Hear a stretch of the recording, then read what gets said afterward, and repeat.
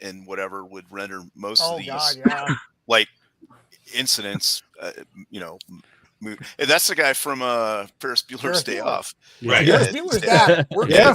Actually, is this the same? This is the same universe, right? Isn't that Ferris Bueller's That's probably dad? Ferris Bueller's dad. Yeah. Okay. Somewhere during this meeting, Ferris Bueller is singing on a parade float.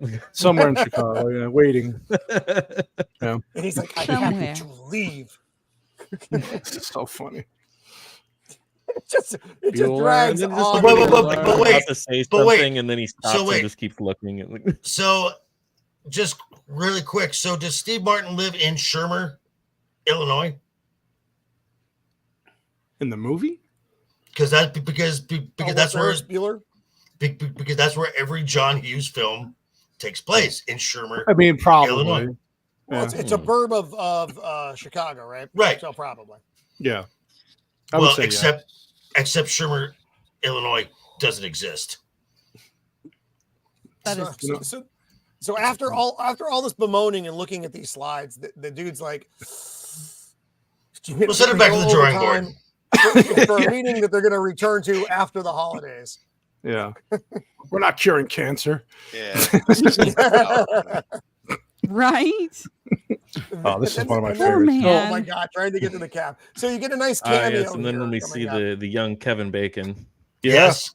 Yeah. Kevin Bacon was kind of a random cameo because he was in it because he was shooting shooting. a big deal at this point. He was shooting She's Having a Baby, so that's why he agreed to be in the movie. Well, he's in a bit. This is when I say young Kevin Bacon. He's in his career here right now. Like young Kevin Bacon would be way back to like in Animal House or something like that. You know, like he's in the middle of his career with like Footloose had already happened. I think. Yeah. You know, he was. What was his horror movie? It was a really good horror movie that he did. Anyway, he was also around this time. He was in He Said, She Said. Yeah. Right. Yeah, he was hitting his peak. Yeah, so it seemed like a random cameo for the fact that like he was kind of in his prime. Yeah, he asked. Well, there was also I believe there was a random cameo later on in the film of Susan Sarandon. It was like I didn't catch she was a passenger in a car that they were passing. Oh, really? Yeah. That one where wait, is she with the when when they're at nighttime when they're driving? Mm-hmm. No. Not that one. Okay. Okay. It was the daytime when they're driving and the car's a cinder. It was right before Michael DeMcKean. And they're looking at them in the car while they're Yeah. driving by. I never even noticed. I will need to look. I'm sure. I imagine I grabbed the slide. So they're both racing to get to the same cab. Kevin Bacon runs into some boxes. He's like, "I've got him!" And then he does a big tumble into the street. Now, for those of you used What's out up, there Dempsey? who don't understand what the world was like before Uber, you actually used to have physical fights over taxis and in places like New York Especially and in that Chicago. city. Yep. That happens out here on the Strip too. So Yeah, but again, this is where the modern world you just call an Uber. Right. No, they're coming specifically for you. Yeah. But can I also say though, just to point out, because I think this is one of the first scenes where like you start to hear the music of the movie. I understand this movie came out in 1987, but can we talk about how terrible the music is in the entire movie? Yes.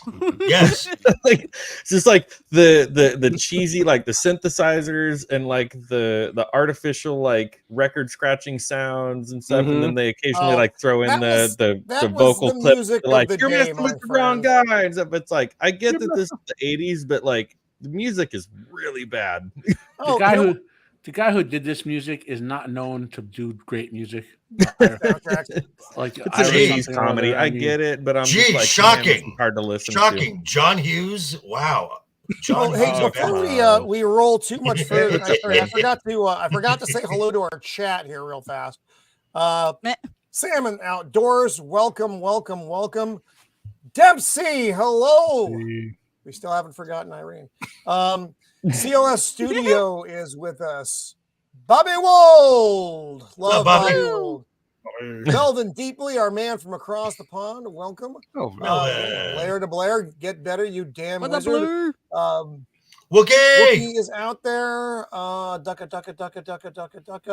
Zax, the all-knowing, all-seeing shoulders to the land of the We north. got 2 Canadians in the chat. What's up, Zax? We may have reached our Canadian quota for the evening, friends. It's enough. Just don't let them get close to each other, or they do the Wonder Twins thing. Vanquish AZ, What's up, Vanquish? hello, welcome. The oldest gamer. All right, fair enough. All right. R2, the Icky, who did that delightful clip for us, is our intro. Mm. Boosh McFadden is out there. What up? The boosh.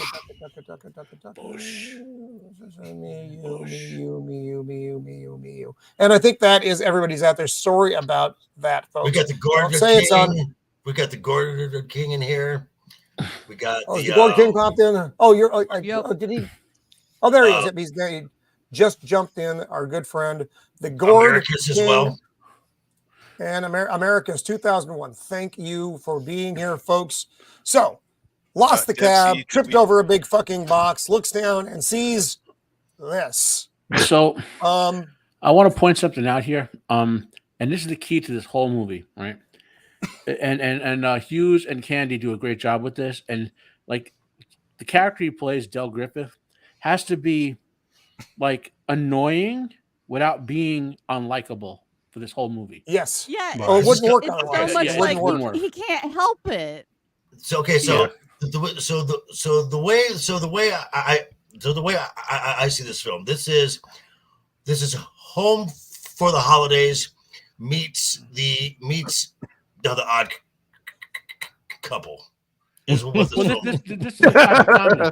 This is a buddy comedy movie, and there's tons of them out there. You know, or the Abbott and Costello movies. You know, like you said, Bob Hope's movies with him and Bing Crosby. Yeah. You know, there's tons of them out there. Jerry Dean Lewis Martin, and Dean Martin. Oh, Yep.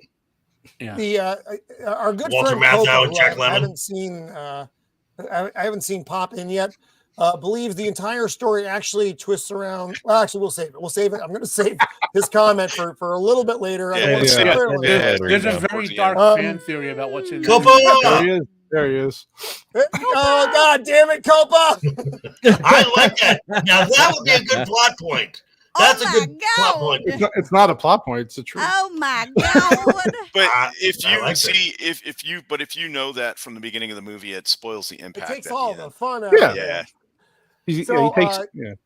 He's going to hide the body somewhere around the country. That's the whole point. Oh, what's in the box? No, what's in the box? Now I need to know what's in the box. Don't look in the box. The box. It's John Kerry here, and he's trying to basically bribe him to get his cat. John Kerry's a fucking cocksucker.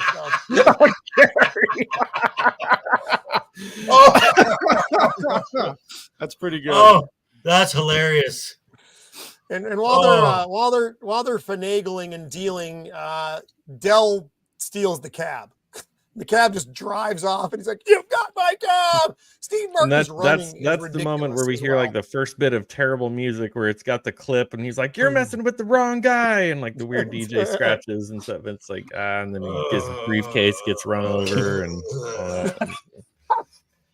He's stopped by the car, and Del's face is just this big moon with eyes. John Candy. Is this is before Uncle Buck, right? Which is by far right before, which is an amazing film. Uncle Buck is amazing. That's a John Hughes film, though. Well, I thought that was Chris Columbus. Yeah, well, listen, I was trying to throw it in there. He died. He's trying to get one by him. and You're right, actually. I think Robert Hughes even if it was a broken clock is right twice a day. So There you go. John Candy died 6 years after this movie. So this is Wow. Yeah. Well, big living. so he gets there like nick of time, but he's running. Get in, nerds! The flights are all getting delayed. Hey, get in, nerds! Welcome, welcome, welcome. You are late, just like Neal is getting to the airport. So he makes a call to home, which is a lovely Dutch colonial. It's a fantastic house. All I can think Okay, about is here's- how much that house would cost these days. It's like a Right. $500 house. in the $1 same million neighborhood $1.5 as the house that they used Easily. for Home Alone. Here's my problem with the movie. Starts here. Though. And I don't Uncle have a Buck. lot of problems with the movie. That little motherfucker's hair stresses me out. Oh, well, yeah. Look, he's Which That's- one? Well, if you Ah. want, What's up, Eeyore? Oh, if you want with a, the 70s bowl cut. yeah. You Yeah, just but cut? it's not the 70s. Like It's literally a bowl cut. Like 1987. they put a metal bowl on his head and snipped around it. Not good. No. So he's If you calling to wanna- let his wife know, hey, I'm delayed. I'll try to show up. On a phone. Remember, this is not, An Yeah. actual rotary. none of this phone. shit works in the modern era because you Payphones. have to have these devices to make it work. Otherwise, you're doing a period piece. Okay, Yeah. here's the thing. I got to interrupt right here, and we're getting ahead of ourselves. But that shot right there, he has the payphone fully up to his ear, up to his mouth. But there is Yeah. a scene later in the movie where he's using a payphone, and he's like Oh, He's afraid barely to put holding it the- with his fingertips, and it's like, so why is this payphone okay? But I the think it's one a later product in the of the movie, he's like location. barely Because it's a trying New to touch York it. And payphone. like, Okay. it's a New York Yeah, it's a phone New versus York like a wicked phone. The phone. is he the Yeah. later one, like in some trucks? isn't like he a in New bunch- Yeah, York right it's like now? What's there's worse like than New York City? Hookers or something hanging It's like some around. truck stop that's all messed Like, up. I crap. would think that New York City would be worse. Maybe that's just me. Yeah. I don't know. It But was, like, it was the 80s. It was bad. it's like being in Los Angeles. Nobody wants to touch anything in LA. Like You got your Hep C on the phone. payphones were That's just fine. gross. They were just gross. That's all. that's why they They don't were. exist They were. anymore. And that's also why we That's have true. so much crime because Superman doesn't have anywhere to change anymore. And Exactly. and people no longer That's a jingle good- jangle when they walk because their pockets are full of change. Oh, no, nobody looks where they're walking now, though, because they're always on their Oh, phone. that's also true. Yup. Walking into traffic and to get hit by buses. Natural You know selection. Yeah, I agree. Yeah. The Canadian. is this Yeah, book we've about- exchanged This we've book. exchanged germs on Okay, you know what? The cover of that book doesn't. It's not. I don't think they mean the police. I'm just saying. Maybe Vex has read that one. I I don't know. know. That's what I was going to say. Is she Oh. going to do a Oh. MSR reading of that book? Yeah. Zax, Well, after. Zax, are you out there? Zax, I need a briefing on the Canadian Mounted. So Yeah. Dale is peering over the Canadian Mounted. He's like, I know you. No. You I like how they Not read your it. own face. I'll guy. never forget a face, but I'll be damned if I can't remember your name. Look at John Candy. You tried knew to I knew steal you. my cab. And then he gets on the plane, and it gets worse Yeah. because they fucked up. And, I've and never while stolen he a was cab booked in for my first, Yeah, it was like he first paid class. for first class, You but can then you can get a copy of it on eBay for $13.73. The Canadian Mounted. Yeah. Well, no. Okay, so Shield all the right. Canadian Canadian actual Mounted- book. Merry Christmas to no, me. you can't. What you get, when you, so that book was made up for this movie, and then they took the title and made like a guidebook to this movie called The Canadian Mounted. No, Yeah, kidding. it's a travel guide to everybody on the planes, panel trains, is and getting automobiles. the Canadian Ah. Mounted. Man, I gotta Yeah. buy this now. Yeah. She's like, well, you have, well, your seat is in coach or whatever the hell they call regular cattle car. It's Coach. Passengers. Coach. She has lovely hair though. She So- has wonderful 80s hair. It's fantastic. This movie, I feel like this movie definitely became like the format for every Ben Stiller movie that Ben Stiller ever starred in, where it was just like the everything that can possibly go wrong goes wrong, Murphy's Law. and it Mhm. becomes Law. horribly yeah. uncomfortable and cringy. This movie, I love this movie, and they pulled it off perfectly. Well, but yeah, all the this Ben is- Stiller Yeah. movies, where it's just like everything that can go wrong goes wrong, and A you're lot just of like, movies all copy right, this one. This We've this seen this before, follows it's getting a old. lot of the Outer Towners. Well, wait, from Jim. the Yeah, late And this 60s, is early also- 70s. good call, Shield. Yep. This is also certain scenes from this film become bits for like become bits for like Seinfeld or Yeah. Oh, other yeah. sitcoms. It's just those little bits Oh, become a I whole love episode. Seinfeld. Little parts, yeah. So we see Chicago is getting the Oh, it's the cold storm in is Chicago. starting. No. It's in Chicago. Shut up. Oh, in Canceled, November? canceled. I've been there. Oh, Done man. that. Everybody in Chicago trapped. Here is the ill-fated flight with Dell and Neil on it. They This have to is sit so next to each Uh-huh. other. If you, Oh, if and he you, takes his shoes off. No. Yeah, if you've ever watched the extended, like the deleted scenes for this scene goes on much longer in the extended cut, and it's actually funny. It's actually funny. They cut out a lot of good jokes. Look at their shoes sounds off terrible. on the plane, and then their Oh, yeah. socks. And I'm just like, where did we find space here? My dogs are broken today. Bro, Oh, and he waves the sock around. No. I was so uncomfortable Look here. at how much space they have. Look at how much space they have in their the guy sitting next to Steve Martin in that scene, he was in Home Alone. Yeah. Remember when the mom is trying to like swap tickets with people, and she's like talking to this lady, and she's like, "Oh, I got these plane tickets and these earrings, whatever." And he comes over, she's like, "Oh, she's got a bunch of earrings, a whole shoebox full of them dangly ones." That's him. That's the guy from Home Alone. I've seen at least 5 actors in the background or actresses from other stuff, like who play regular. All John Hughes stuff, yeah. Like back when we had the airport scene with the Canadian romance novel, there's a dude in the background there you've seen in like science fiction movies. I can't remember his name right now. You know. I love Dell's eyes just pop open. You know, I forget the little quote. You know, It's like, something about we're not landing in Chicago tonight. Yeah. And his eyes close again. Here's the thing about Dell that scene right there tells you. So he's a shower curtain salesman, right? Shower curtain ring salesman. Shower curtain ring salesman. The fact that he can afford to fly around on that means that he's a very good salesman. That may be true. What kind of money are you making just selling shower curtain rings? Not even shower curtain. That may be true, but back then flying was dirt cheap. Yeah, I was going to say it's not like it is true. now. That's true. Like It's now, funny. flying one city over is like hundreds of dollars. Yeah, Back but he's then, selling Chicago shower Because- curtain rings. Because he's the widow killer. He goes around killing widows and stuffing them in his trunk. Yeah.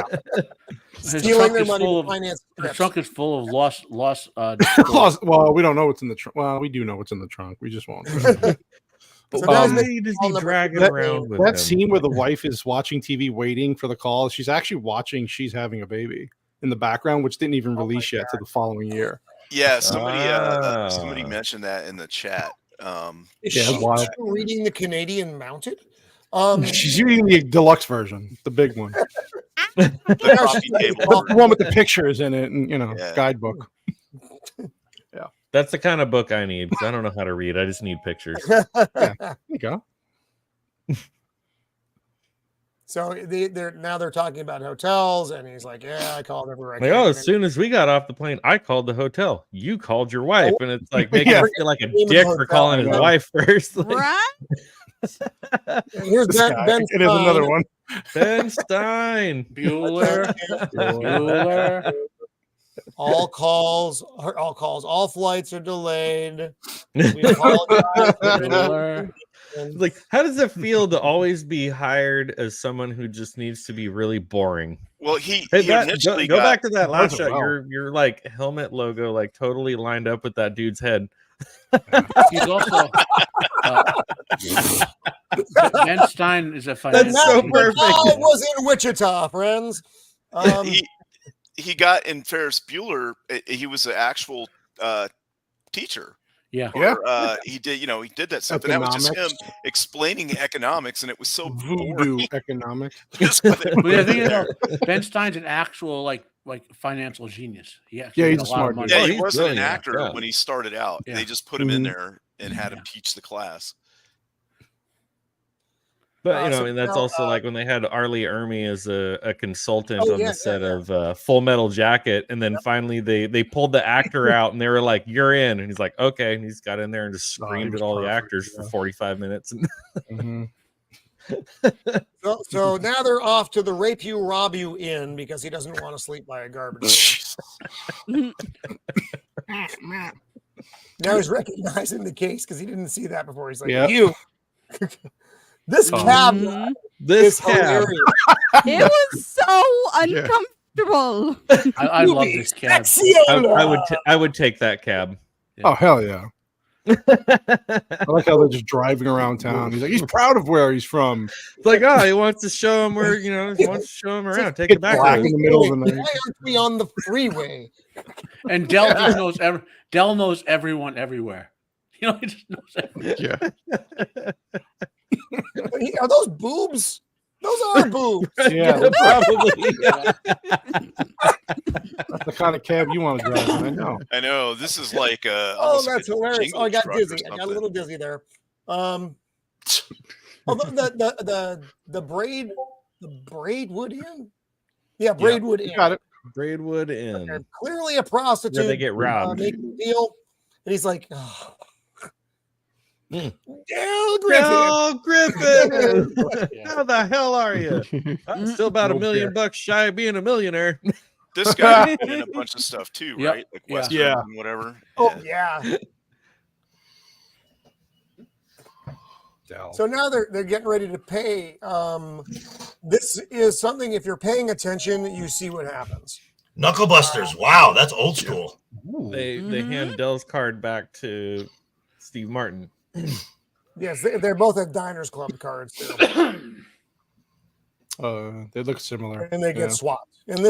And no one notices for a long. Okay, so I have a big. It doesn't matter because later they all get melted in the car fire. But you know, Sure. Yep.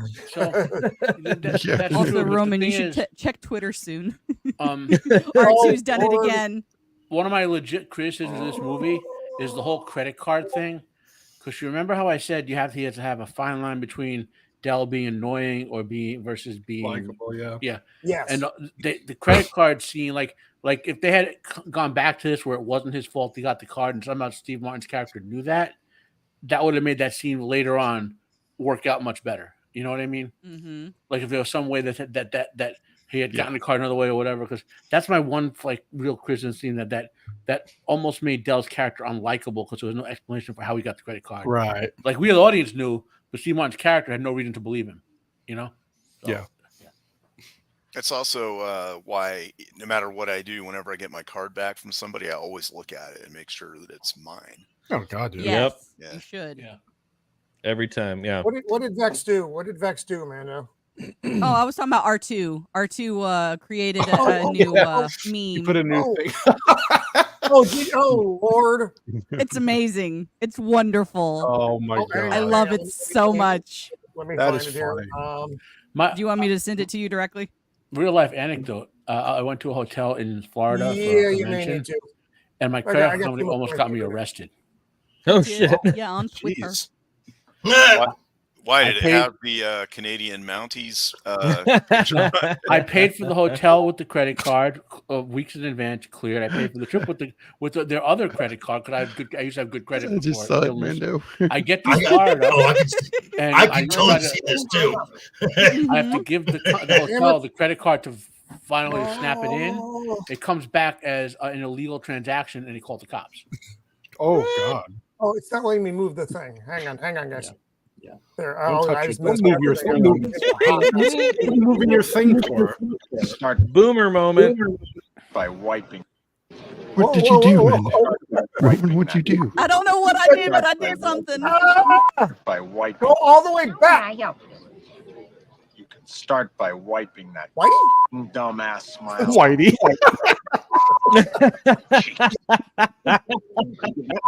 Automobile. White bear.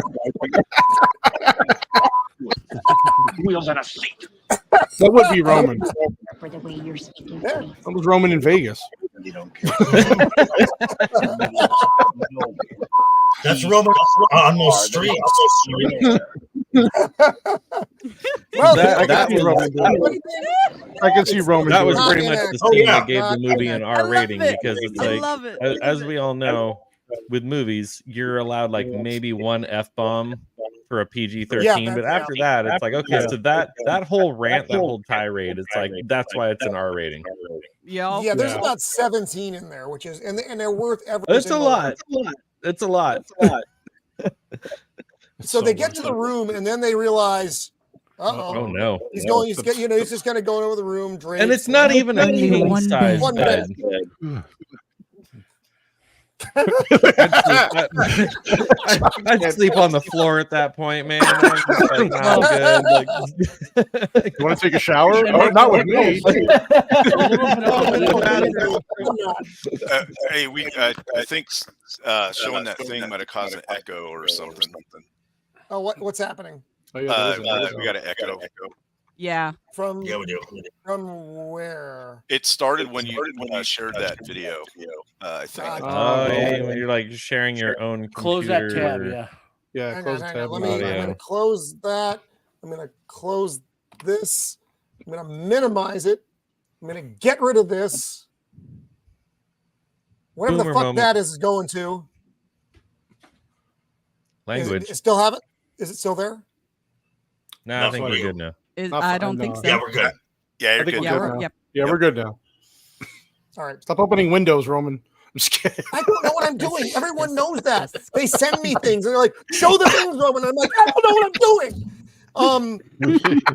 You can't have eBay open looking for that. If you don't already know, it's really easy to trigger Roman. If you throw something, if you throw a wrench in the spokes, he just goes all over. Callers echoing. Number two. Hey, Jensen was just blaming me for echoing. It wasn't my fault. It was Roman's fault. Yeah, we got echoing again. Sharing effect in StreamYard. Let's see. Hold on. Who's figured it out last time? Echo. God damn. Is it me? Shit. Well, anyway, at this point, me and Roman are reenacting the bedroom. I mean, there we go. Oh, Yeah. Way. There we go. Roman, what's up, Jay? I know what I'm going to do. I know what I'm going to do this time. I've got a handle on it this time. I'm going to not share audio. No. Yeah, that's probably a good idea. Yeah, there's a checkbox for that. I was about to say that. Yeah. Which, and then uncheck that. Fuck you. Well, apparently I'm getting blamed for this now. No, What the shit? Fuck. There we go. There we go. We're good. We're back, people. We're live. But we I'm can so echo sweaty on now. purpose if you want us to. All right. I don't know how many people we lost there. Sorry about that. That was all John's fault. You're what about that? What? Shut You're up. what about that? So now they're in the cola. Thank you. Sorry about that. So he's in the shower, and you're looking at the rings. Yep, those are Dell's rings. The rings. Hey, Jay, welcome. What's up, buddy? Good to see you out there. What's up, Jay? And Dell's just getting into the bed and starting to put quarters in and vibrating. It's very strange. The magic fingers. The magic fingers. The Oh, water yeah. shuts off. And then the water turns off. I missed the echo already. Thank you, America. The water turns back on. He's like, ah. Oh, what's his wife's name? Marie? Who cares? Marie? She's dead. Who cares? No, it's Jesus. I can't remember her name. That is some sweet 80s hair. It's Oh, Marie. God, yeah. It's Marie. It is Marie. Marie. Yeah, you're right. Water shuts From the off. shield wall. This is like every shower that you take on a Navy ship. The water shuts off. The water It's not like the shower you take on a Navy ship because there's not enough dudes in there with you. Wow. An unfortunate reality, my friends. Hotel water pressure sucks. The best way you can deal with it, it's not true everywhere, is if you have to get a hotel, like a hotel is like multi-story, get as close to the roof as possible for your room. Yeah. Because they pump Or all just the water to the don't go ceiling. to the Braidwood Inn in Wichita, Kansas. How about that? Stay the fuck out of Wichita. Stay away from that place. Yeah. So Dell smokes like a chimney through this movie as well. I can relate. He looks comfortable though. Look at him. He's got his picture of his wife, the vibrating bed. He has shit. Turns on the vibrating bed. He's got beer. Beer explodes all over the bed. There was a pizza supposedly ordered we didn't see. You know. Right. Yeah, Was when it did that happen? $68 cheese pizza though? I don't He uses understand. a towel in the bathroom. No. Beer. Did Dell come in while he was in the shower Look and at that. do this? That looks like Yeah. he's in there with a chick. Okay. I like the My I like the- ADD. Okay. I see this, and my OCD just went into overdrive. Well, I'm like, well, look at So he drank half a thing of Pepto and there's gas pills everywhere. Like that. and his Listerine I would bottle. sleep standing up in this hotel. Look at that thing. Wait, what else? Hold on. What else is in I've there? actually slept in a hotel like What this else? before. There was It's a lot like the terrifying. Pepto. He there's used all the gas. towels. He used all the towels. Yeah. They're all used. Some kind of Listerine. sex lube. I don't know what that's there for. Copa. Well, her body's decayed by this point. Copa. Oh, Copa. I know our people know about Oh. carrying people around countries Spoiler and trunk. alert, man. Wait, Oh is my that God. is that hemorrhoid cream? It looked like it. Yeah. It could Right be. there, It could yeah. very well be. Preparation I don't I think know. he's got a whole Yeah. pharmacy up there. he's got, like, honestly, look at medical- even He's in got- the he's got bag, like the hemorrhoid stuff cream, that he's hasn't got been removed Viagra, from What the I bag think yet. happens It's though like, is that he puts It the is just very hemorrhoid robbed a cream on. CVS He applies the cream and then puts his hands in the gas pail bottle and then pulls. or it. gets the hose again. It is very telling that Dell has no home life. That he lives wherever Yeah, he he is. just he has no wife anymore. So Oh God! And again, Oh, this is disgusting. The simple fact, like I had some like PTSD flashbacks from this scene because I've actually had to stay in a place like this before, and it was and I was staying with 3 other girls because we were traveling. No, So- I It want to was say, so bad. It was horrible. how many times did Steve Martin slip and fall on that floor trying to film? this Oh, scene? trying to yeah. Oh, I wish they would have kept in the scene they cut out with the kid who delivers the pizza and Del Griffith's just an asshole to him, and then you realize why he comes back and robs from them. See, there's a lot so of that's the little- kid. Oh, okay, yeah, he's that a makes- prick. Del's just a prick to him. Got It's it. funny, and they cut it out, and then that's why they just make you think he That's just too got robbed just because. But he was actually So an that was asshole also to the his kid. fault. Yeah, it was his fault. But I can see Yeah. why they took that out because of what Matt said. He would have been extremely unlikable at that point. Right. No, Right. and that makes 100%. You have to have him be likable, even though he's a fuck up. Yeah, there's a this there's a was great 4-hour because- cut of this movie somewhere. Oh, wow. There's One thing about 4 Del- hours of this Probably film. There's watch a it. almost 4 hours. He cut it down to an hour and Yeah. 30 minutes. That's Oh one thing my about God. Del. He is Look at getting the them from horror on Joker. It's all deleted scenes. If you I own the DVD. If you it is like an hour, 2 almost 2.5 hours worth of DVD, God. extra scenes. I wish Holy that, shit. somebody clipped that. Hit the look on Joker's face when you said Oh my! Wow. Well, I'm sure that they. God. I mean, a lot You of the stuff in this was you need to- ad libbed as well. It's That's like a torture device. you know, you had they have their the part that they need to hit the line with, but then there's this whole ad lib part leading up to that, and then it's Yeah. the line part. So I'm sure Right. there are a lot of different ways they did things, and probably Yeah. and I'm sure they were all fucking hilarious. And you Well, just got to John Hughes fought with the studio. He wanted like a longer cut, and they said, And "No, you got to also- get it down." on the Del likability thing. The Del is the one getting them from place to place. You know That's what I true. mean? Well, yeah, but the thing is, when she's Yeah. watching the news later, the flights opened up in Chicago. Yeah, If they had just fucking stayed there, they would have gotten out. But see, Yeah. that's how it always goes. You make a decision. Oh yeah. Like And then what it's line the you're going to wrong get in decision. for the It's a bad at the decision. checkout, and you're see Yeah. one that goes faster, so you get in that line, and that one slows up, and then the one Yes. you were in goes fast. And that's what So- happened. Yeah. Yep. It's a Always. bad If they had decision. just stayed in Every single Chicago, time. he would have been home in a couple hours. But nope. But instead then if he's you drinking his stay- beer, But then if you stay, then your line never moves, and the other one Yep. goes fast. Yep. So, that's true. Should There's I no stay or winning. should I There's go no now? winning. there is sometimes winning. I just have not seen Yeah, it myself. in This my scene personal too. life. Oh, yeah, when he's cracking Oh. his knuckles and his Yeah. neck. And he's- So it starts off though with like I'm really sorry about the beer, Neil. It's You're like, really wet. oh, You're on a What did you vibrating think bed. would What did you think was you going to had happen? on a vibrating bed. Well, I didn't know it was going to happen. Well, you didn't think about it. No, I have to sleep in a puddle of beer. I said I was sorry. All right, I just want to go to sleep. I've slept in worse. Every noise known to man Jesus comes out of You him. can sleep in a puddle of beer. Ain't that bad. Joker's not talking about beer. I've slept in worse. And here's where she's watching in news. Oh, this is the scene where she's watching. Yeah, she's having a baby. I wonder if where's her copy of The Canadian Mounted. Oh, she's done with that. She did what she had to do. Now she's gonna get some rest. Yeah. She misses her husband. What can I say? Farting, squeaking, twitching, cracking. Oh, you meant I Dell. would have. I would have. No, Dell. Oh, and then he starts Oh, I thought clearing you meant the out- wife. I was like, wait, Oh, what kind of movie is that? oh. That's not in the extended cut. You didn't watch the right movie, Roman. Oh, God, that Roman. explains the 6 black dudes. Okay. I might enjoy that. Yeah, I might enjoy that cut Mm. of the film. I would have. Apparently, I have everyone tuned into done the this. wrong Sorry. live stream here. yeah. Oh dear. I don't know what he's doing now. He's making more noise, and Neal's just getting cracking more and his more annoyed with knuckles every clearing sound his he makes. sinuses. Clearing his sinuses. Then he gets up and then he starts screaming at him. Yeah, there. I'll still die if I don't clear my sinuses. He lost his shit.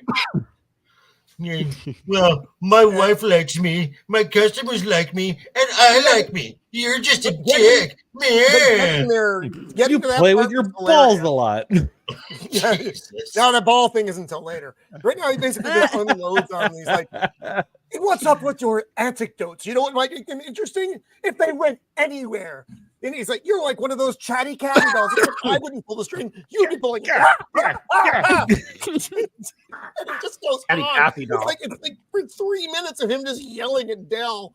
And then Del just kind of melts into this big doughy mess. And it's just so funny. In this scene, I am just like, dear Lord, give me cancer now.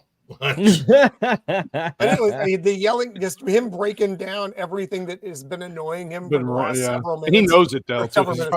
He's probably been told this before. Maybe. You know. Well, you got to remember that Del's friendly, but he probably doesn't spend a lot of his like in-room time with other people at all. Oh, yeah, that close to other humans. So, he's got nobody to keep him in check. He's like a director that doesn't have anybody to keep him in check and just does crazy stuff in his movie. You're 100% right. And even the scenes, it's kind of sad because he's trying to convince himself that is like everybody, all these people like him. He likes himself, and it's like, oh, you poor bastard. And Del is used to years of these hotels being his home and acting totally relaxed and whatever. Whereas Steve Martin is very much in the, oh my God, I have to travel. I hate hotels. Like, totally incompatible like for this trip in terms of about playing out. Well, especially the lodging that Del is accustomed to, vice what Neal is accustomed to when he's staying. They don't live in the same world. Neal's white collar, Del is blue collar, and back in the 80s that was a big thing. Yeah, Odd Couple. This is an odd couple travel film. And this is where Del is like, I'm an easy target. I get it. But I like Dempsey's comment. Pa's wife likes me. Housekeeping. You want me to pillow? You want me to pillow? You want happy ending?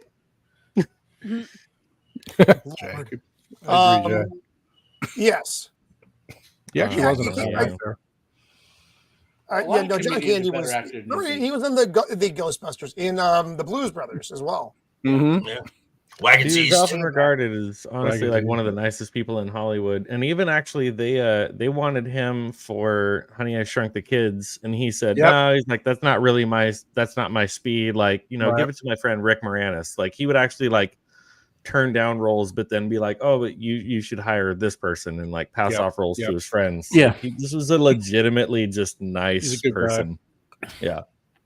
So here's you youngins might not remember this, but all these comedians like him and Martin and Bill Murray and all them, they like the Americans Saturday Night Live in Canada. There was Second City Television, which is kind of the same sort of concept. That's right. And they all came out of those two things. Like John Belushi went from SCTV to Saturday Night Live, and so they were all friends. These are these comedians from back then.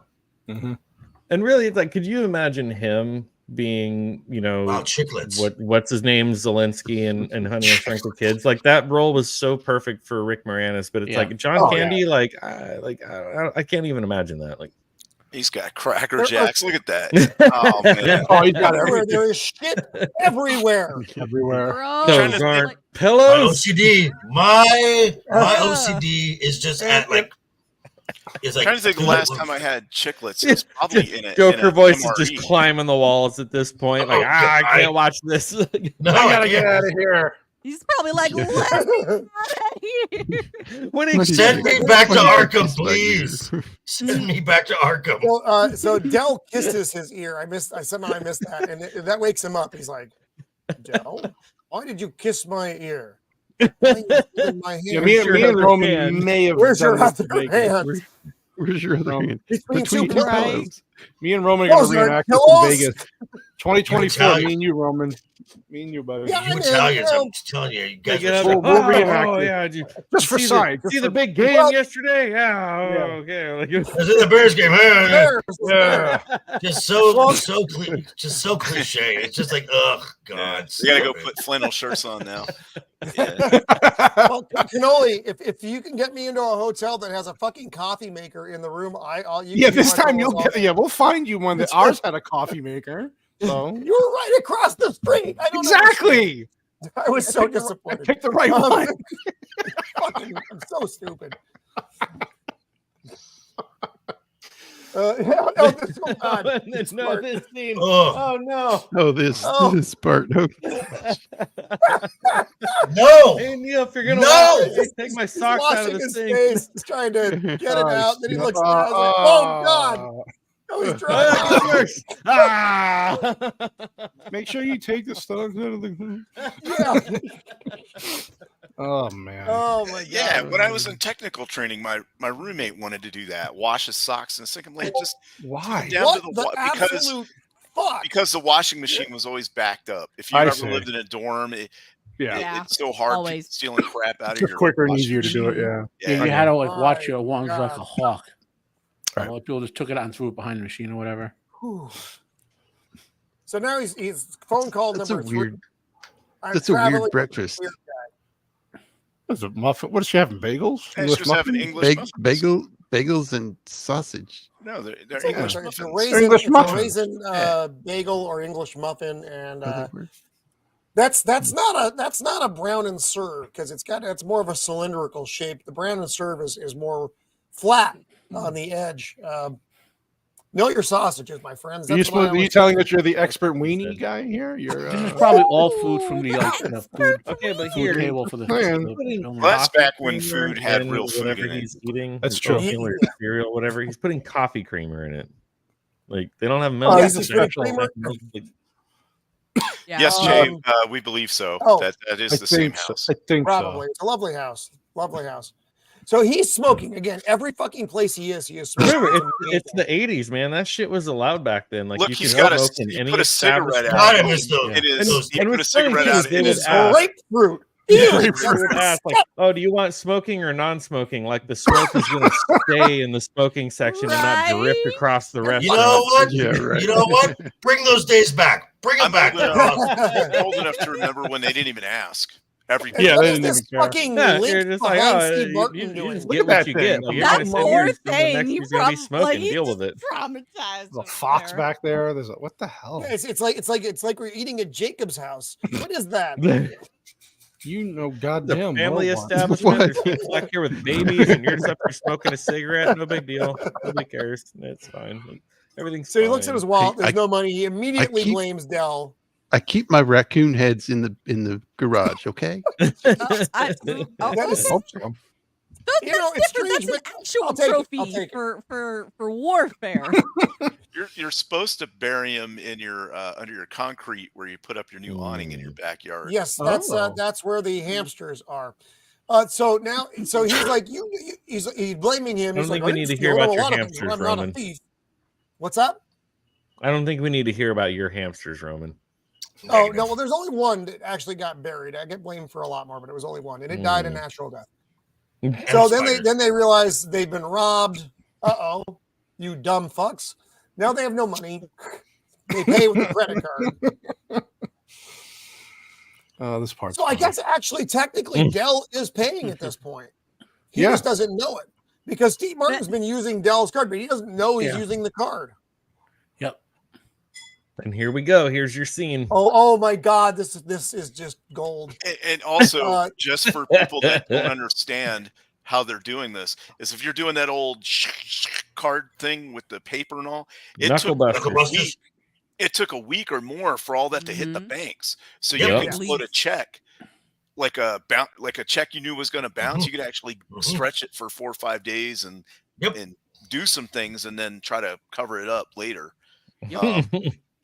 I believe it's called floating the check. Yeah, you'd float the check for your rent or something, and then hope you got paid on time. Yeah, it's not a good practice, kids. So hopefully that we don't get back to that under our current administration. So they're waiting for I think it's the hotel.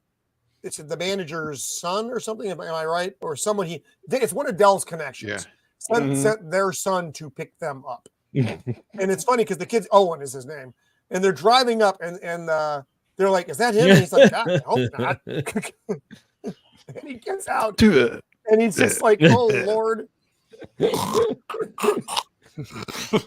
Does that? This scene is just this perfect. actor, like I couldn't, like I know he played this role, but I cannot normally imagine this actor playing this type of role. He's been in a bunch of stuff. Like he's been in a lot of movies, FBI agents and all kinds of things. He's just making noise.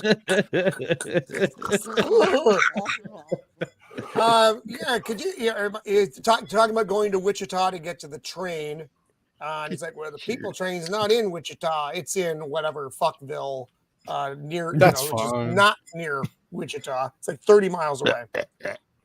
So they shake hands. Then he spits in his hand and wipes it off. Then he shakes Steve Barnes' hand first because he's disgusting but unaware.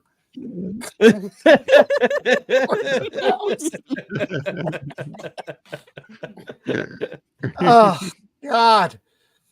Just the side characters, man. The side characters in this just make it. They make an amusing story more amusing, except for Joker, who hates this guy. Yeah, this guy makes Andrew Tate look like an amateur. For real. Yes. There are really people like this. Like look, it's Mando. Yeah. There's Mando. Maybe Mando. Little Mando. Because they're getting ready to put the trunk in the back of the car, and he's like, "Oh, she'll get it." The baby came out sideways, and she's skinny, but she's strong. Yeah, she's skinny, but she's strong. Oh no! And look at the look on her face, like she's baby like coming out sideways. She's all about it, man. She's like, "Let me get in that trunk." Like, she also looks like she's just traumatized. Like, this is my life, and I must. She in Fargo or something like that? I disagree. It looks like she wants to kill them. Like they're weak. She's gonna murder. Well, there's one body around going on murderize. Yeah. Hasn't this actress been in like Fargo or some other thing where she plays somebody from like Minnesota or whatever? Probably. I mean, they find some hill seed looking lady and they use it for everything. Hill seed. Jesus. Wow. Little do they know. Riding to Bumfuckville. I don't know the name of the town, in the back of the truck to get to the train. And he's like, it's a little bit farther. It's Wichita's like under the road, but this is like, maybe 30, 40 minutes. It's clearly a lot longer than that. 30, 40 miles.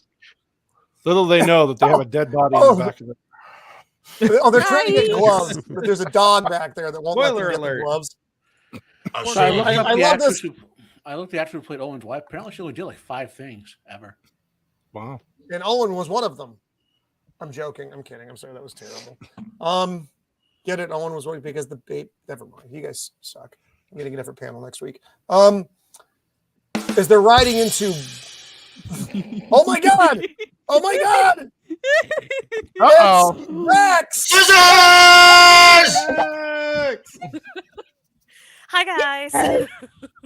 Hello, Vex. Welcome. How are you all Vex? today? I am so happy that you are here because I am dying inside, and the only reason I'm here is because of you, dear. So, oh my goodness, do you not like this movie, Joker? I honestly can't stand it. Yeah, he was promised brown girl magic scissoring. Can't stand it. Yeah, I know, right? I don't know. Wow. I don't even know him sometimes. It's very confusing to all of us. He is a villain. He is a villain. Really? Like, I watched this movie for the first time, I think earlier this year, because we did it on MMM, and I fell in love with it. I think it's phenomenal. Oh, my goodness. There you go, Joker. Who hurt you? Oh my gosh. Yeah. I am. When there was, as I said earlier, there was just something about this film that I don't like. And then when I saw directed by John Hughes. I'm like, and there it is.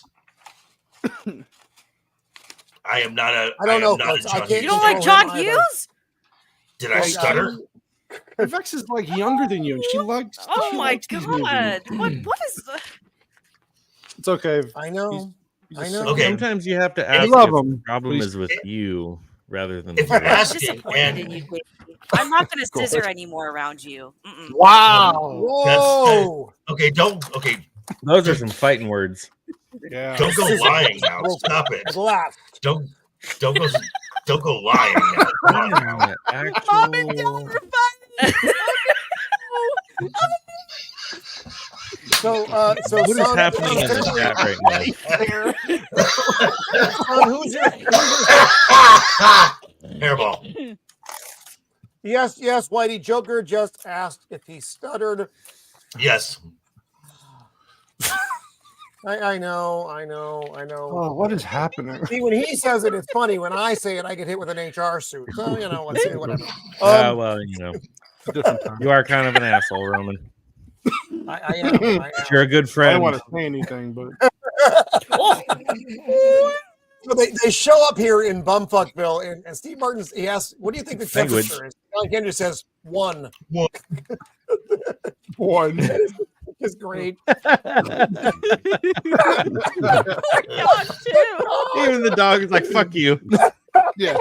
You're fucking cold, man. Oh, Lord. Damn it, Whitey. So now they're at the train station. He's buying more, he's like, yeah, we can't ride together. I'm assuming he's just doing anything he can for the car. For the love of God.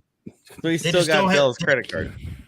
They don't have two seats right next to each other, so we're gonna be separated. Yes. Okay. It's a gift. It's a gift. He keeps trying to give money. No, give it's me a your gift. address. No, fuck For you. the love of God. I don't want you to know where I Get live. away from me, please. Oh, fuck, I will. He's so happy. Oh, poor Dell. And now he's talking to the girl. He's like, first of all, which is inappropriate. She's if this was made today, this would not happen. Right.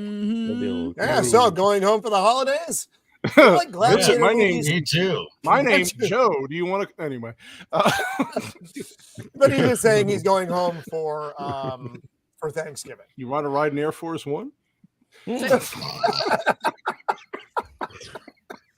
Oh my god! Yeah, do you like and that was it for the show, folks. It's been nice. The FBI will be with us shortly. Yep. And we'll be you ever been in a them. Turkish prison?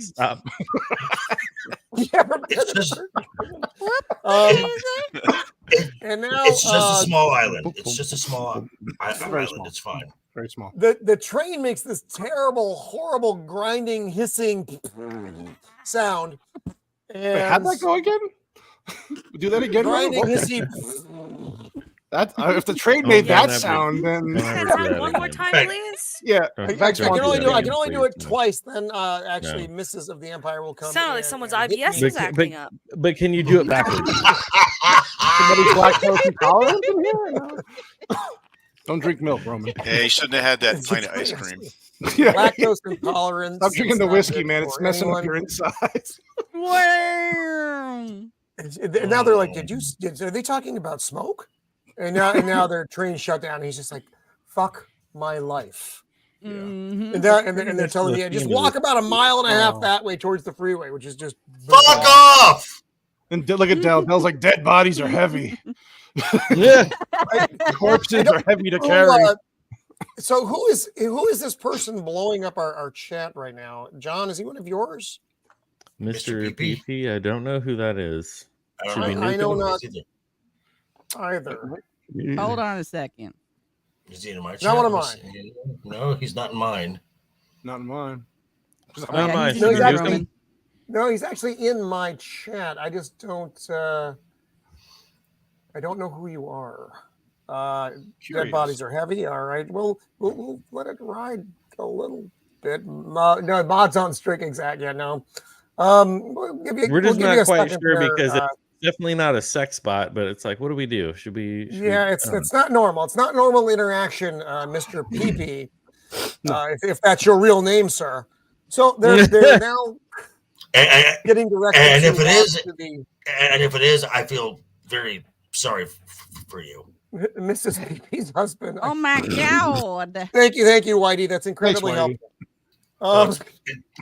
It's Kevin Bacon. Dell's like, you piece of shit. Oh, okay. Well, now that I know that, okay, that's much better. So now he sees him. He's like, fuck, Dell's dragging that fucking heavy goddamn case everywhere, and they pick it up, and now they're carrying it together. Now they're getting ready to travel by bus, and this is funny because Dell's like, you ever traveled by bus before? And he's like, no. He's like, your trip's not going to get better. Your mood's not going to change. I am just happy. I am just happy that this film was so. Just go back to one screen. Go back. I'm so glad that this film was very forward thinking and representing the trans community in Missouri. Yes, absolutely. Also, is that a hamster on that guy's knee? I think that's a mouse. Oh, those are mice. Those are mice. Those are some mice. Mice. Well, why is he traveling with mice? Who travels with mice? Look at the guy. I mean, look at him. Is that Roman's face? No.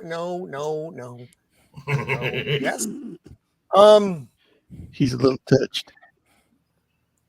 So now they're on the horrible. I remember those old buses.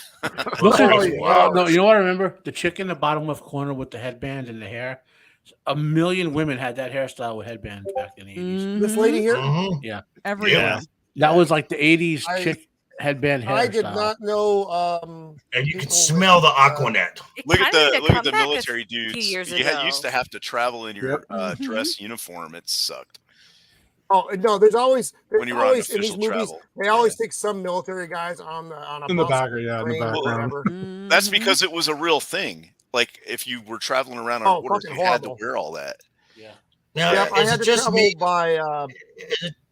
Is it just me, or does John Candy's beverage cup seem a little too small for him? I think it's probably a normal size. Because he's a large man. Candy makes it look small. Yeah, it's unfortunate. Yeah. And what's up with the screenshot? He looks like he's being possessed. These nuts taste so good. Look in the back.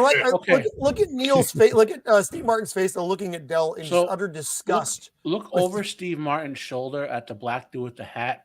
I can't. Is that Tony Todd? Candyman? I don't know.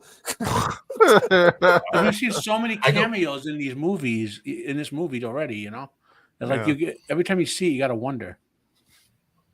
I gotta there's this young that couple. Whole scene right there made me very uncomfortable. I was like, what the heck?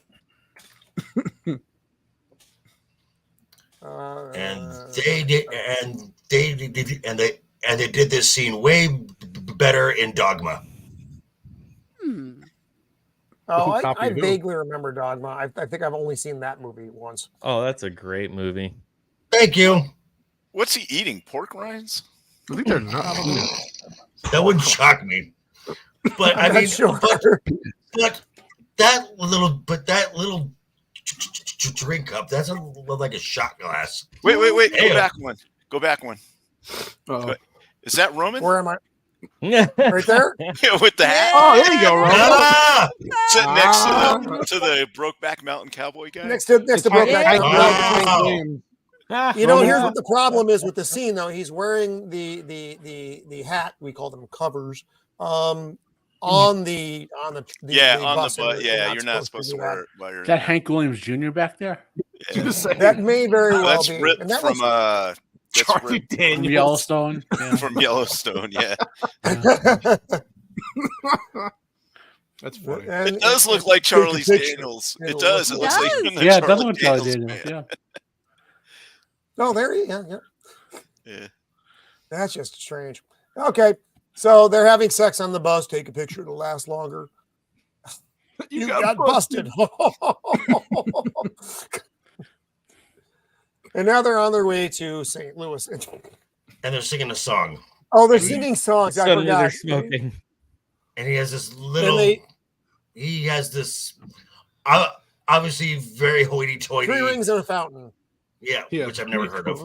No, I have not heard that. I don't know what that is. No, because People used to do this shit on bus trips. They'd all Oh sing my just God, goofy that was my television nightmare. themes or whatever. Oh God, no! Luckily, I was never all experienced that. This is Yes. literally my nightmare.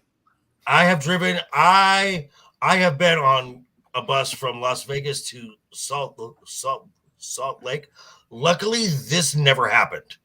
Or I would go at. Thank God for that. Yeah. I had to take a bus from LA to Vegas because my rental car thing fell through when I flew over from Japan. And there was a junior girls mariachi band. Shut up! On it, yes. Nice. And there were like 40 of them. It was the most noisiest bus ride I've ever been on. They just would not shut up. And they weren't even playing mariachi music. Murder! When I was a sophomore in high school, we almost caused one of our gym coaches to commit suicide on the bus. We had a 3-hour bus trip. We had a 3-hour bus trip, and we sang one rap song for 3 straight hours. That song pumped out the jam over and over again. And he was actually starting to threaten people. Stop that song, you motherfuckers! I was saying it. And then he was starting to lose it. He was going like such a stroke. It was great. That's one more hour would have got him. Wow. Look at that makeup. Good Lord. Trying to hustle for money now. He's trying to get money. Yeah, he's selling them. He's telling different. They're mostly it's earrings, but this is autographed by Princess Di. And I'm pretty sure this was all ad libbed. If I were Sassy. Oh yeah, that's true. Cannoli is winning the poll. That's because because if you spend time with him in the hotel room, you get a $68 cheese pizza thrown. You do. You get a free cheese pizza. That doesn't. The cost is no object. Well, it's not technically free. Thank you. We'll get into that later. Those aren't pillows. So, exactly. Oh no, those are pillows. Big you might have to even pillows. So I am travel size. You can take me anywhere. Why winning this poll? Wait. Are you saying that you would fit in the trunk, Mando? Yes, I would fit in the trunk. Grumpy Joker is at 9, and then Dell's at 30. So Dell's right behind Cannoli on this poll. And then a reminder for the help Vex fight the Canadian overlords is also. Yes. So please. Americus has a true horror story. They were on a ferry with French kids. Oh Lord. Poisson. Fucking frogs. Again, he's just selling them. It is, and these are full of helium, so they're very light. Fits easily into most overhead compartments. Oh, this is where I think he does the phone call and he's disgusted by it, and I understand. See the difference though in the environment. Have we discussed? Between... Go ahead, Vex. Oh, sorry. I didn't want to talk over you. Can you hear me? Canadian mounted? What? Yeah. Yep. Hello. Yes. Hello. Okay, there we go. Have you guys already discussed what might be in the trunk? Oh yeah. It keeps coming up. Spoiled it right in the beginning. Yeah. Copa spoiled that one. So but we did find a really interesting book that Del was reading called Canadian. The Canadian Mounted. You wanted to know if you were reading the book. No, I haven't. Fuck the Mounties.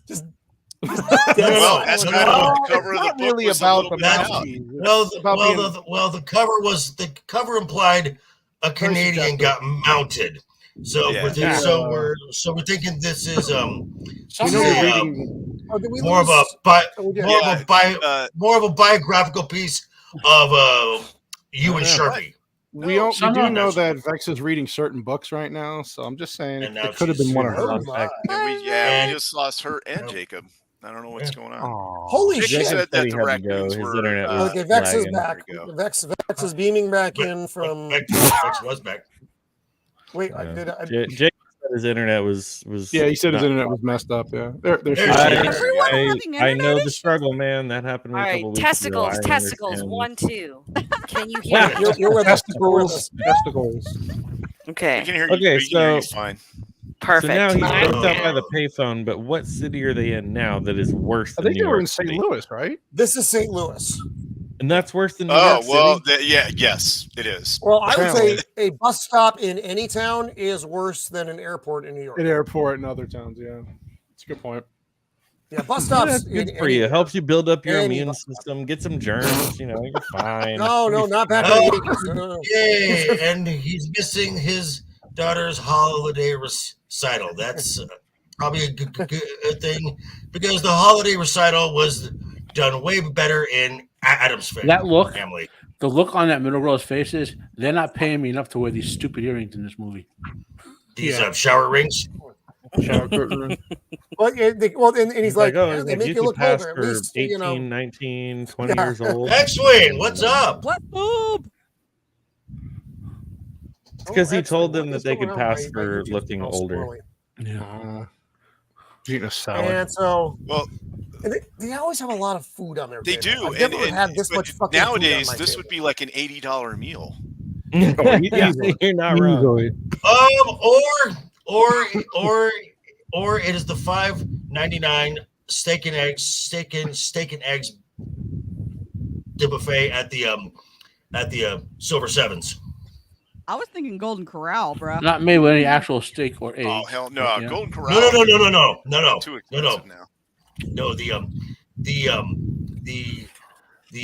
Silver Sevens is a hotel casino that is like just off the strip. It's kind of run down, but they have got one of the best breakfasts,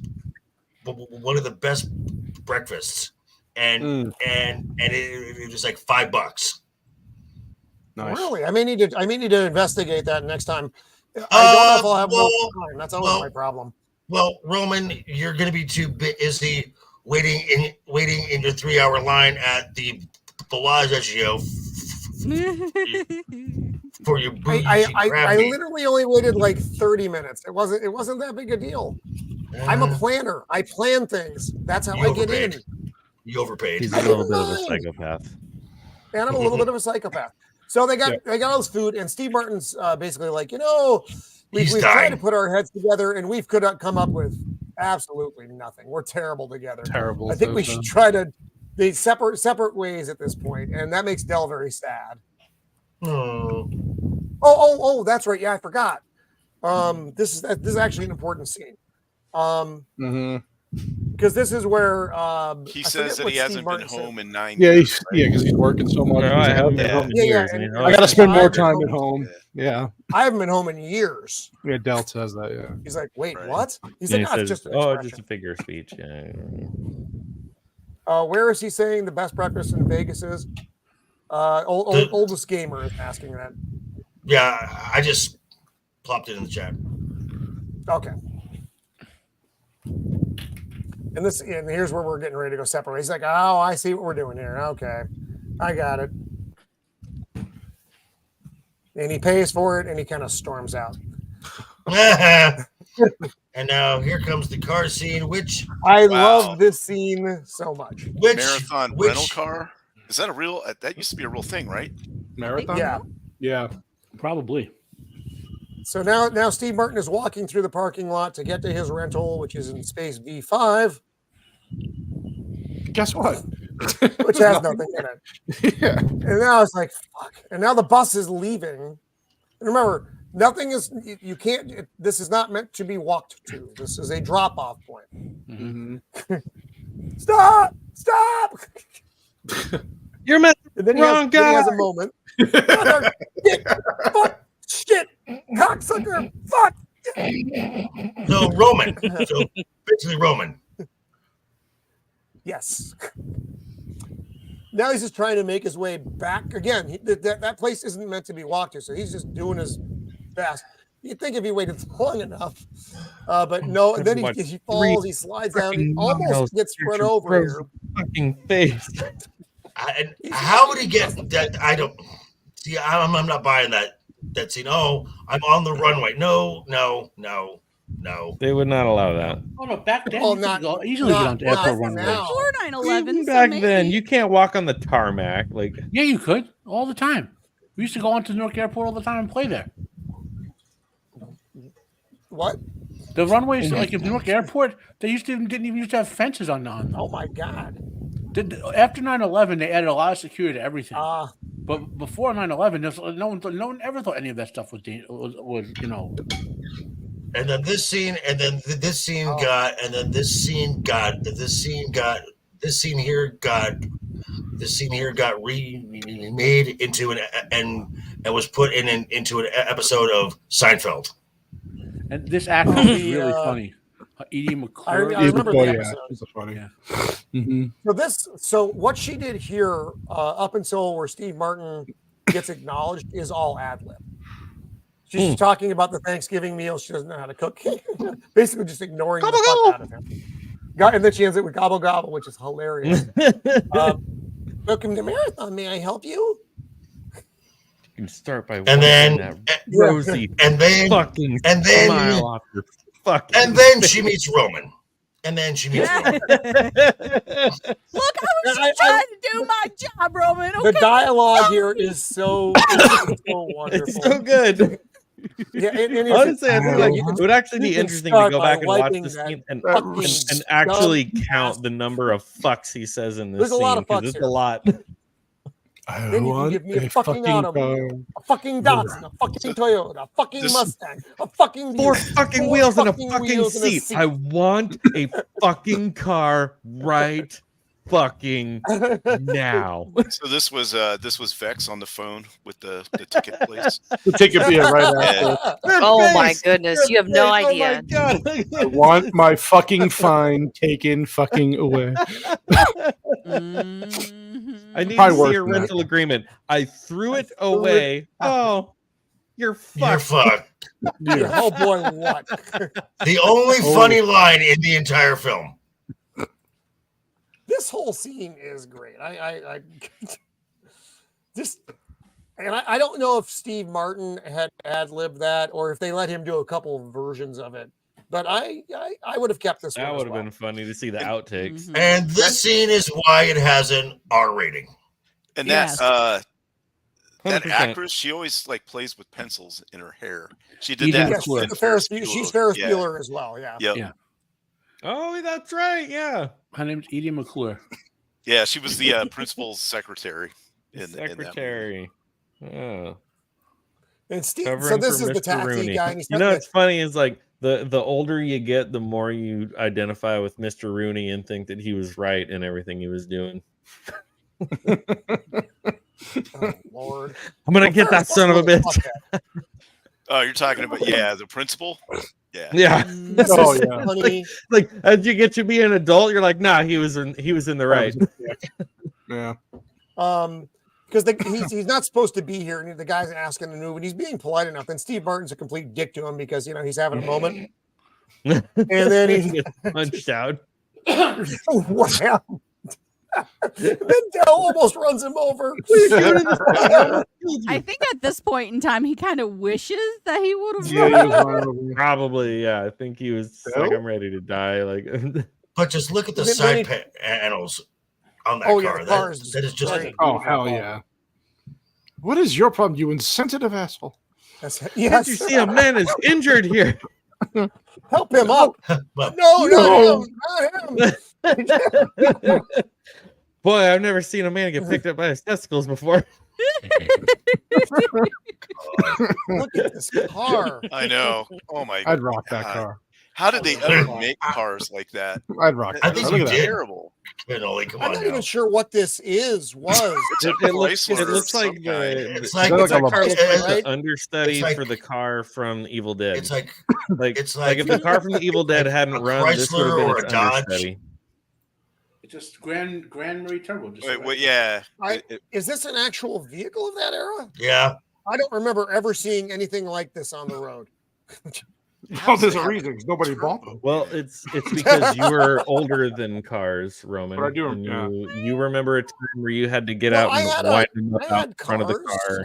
I had lots of cars when I was a youngster because I wasn't a very you had to get out and you had to put the key in the front and wind it up and then hop back in the car really quick and Hey, those were great. Well, yeah, it was a lot of work. That was a Chrysler K car. Yeah, I actually had two of those. I had the Chrysler or the the 300 with the Corinthian leather, the Corinthian leather, the one that Uncle Bun. And then I just had a straight up piece of shit Reliance because the K car, my Dodge 300 got exploded. But before that, I had a Plymouth Valiant. So it's all in the same family of cars. That also got exploded. So they're driving along.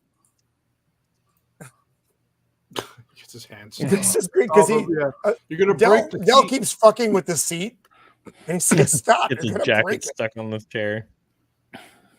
Then, of course, also goes to throw a cigarette out the window, and no, we're not there yet. We're not there yet.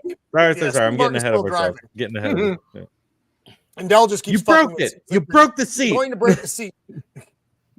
Well, it was working fine when I was in. Basically, he wants to play the silent game. How about we just ride in silence? Fine with me. So now he's like, I can't believe you fucking broke it. And he gets pushed up against the windscreen. And I don't know why he does this. I mean, script says he does. I would never ever take my wallet out of my pants in a car that I don't own and put it in the glove box. Right. That is just a bizarre thing to do. Because you never know when the car is going to burst into flames and all your credit cards are going to melt. I mean, that's too. There it is. Throws the cigarette out the window and it lands in the back seat. Did that? Was that it? And that's you got to know how to toss it out the window. I got the tossing, I didn't get the collecting. So it just zips right into the back seat. And he's like playing along with a Ray Charles song on the singing along, dashboard, like doing his saxophone solo. Jesus. And he's like, then he's like, it's hot. Well, here it is. This is when he does it. Just open the window a little bit more. And goes in the back seat.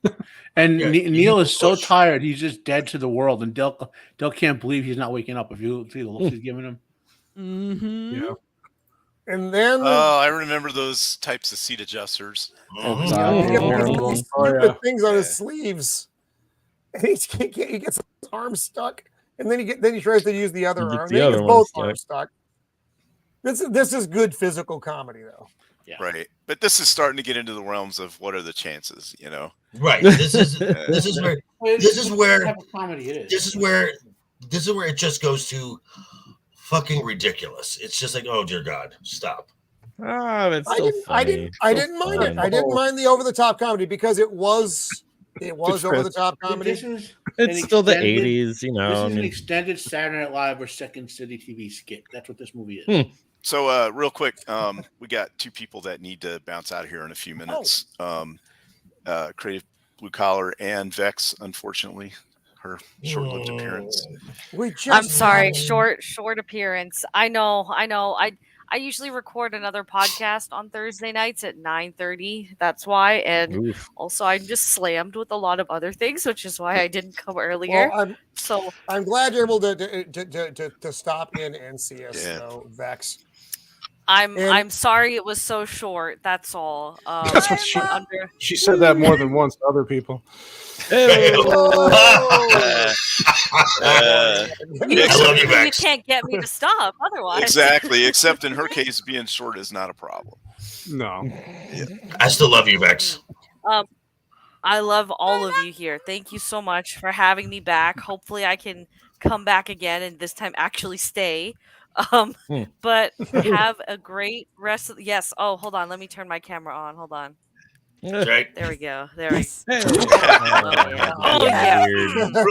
Doing the weird thing. What do you rate this movie? What do you rate this movie out of 10? I rate this movie probably a 7. No, you know what? I'm gonna say 8 out of 10.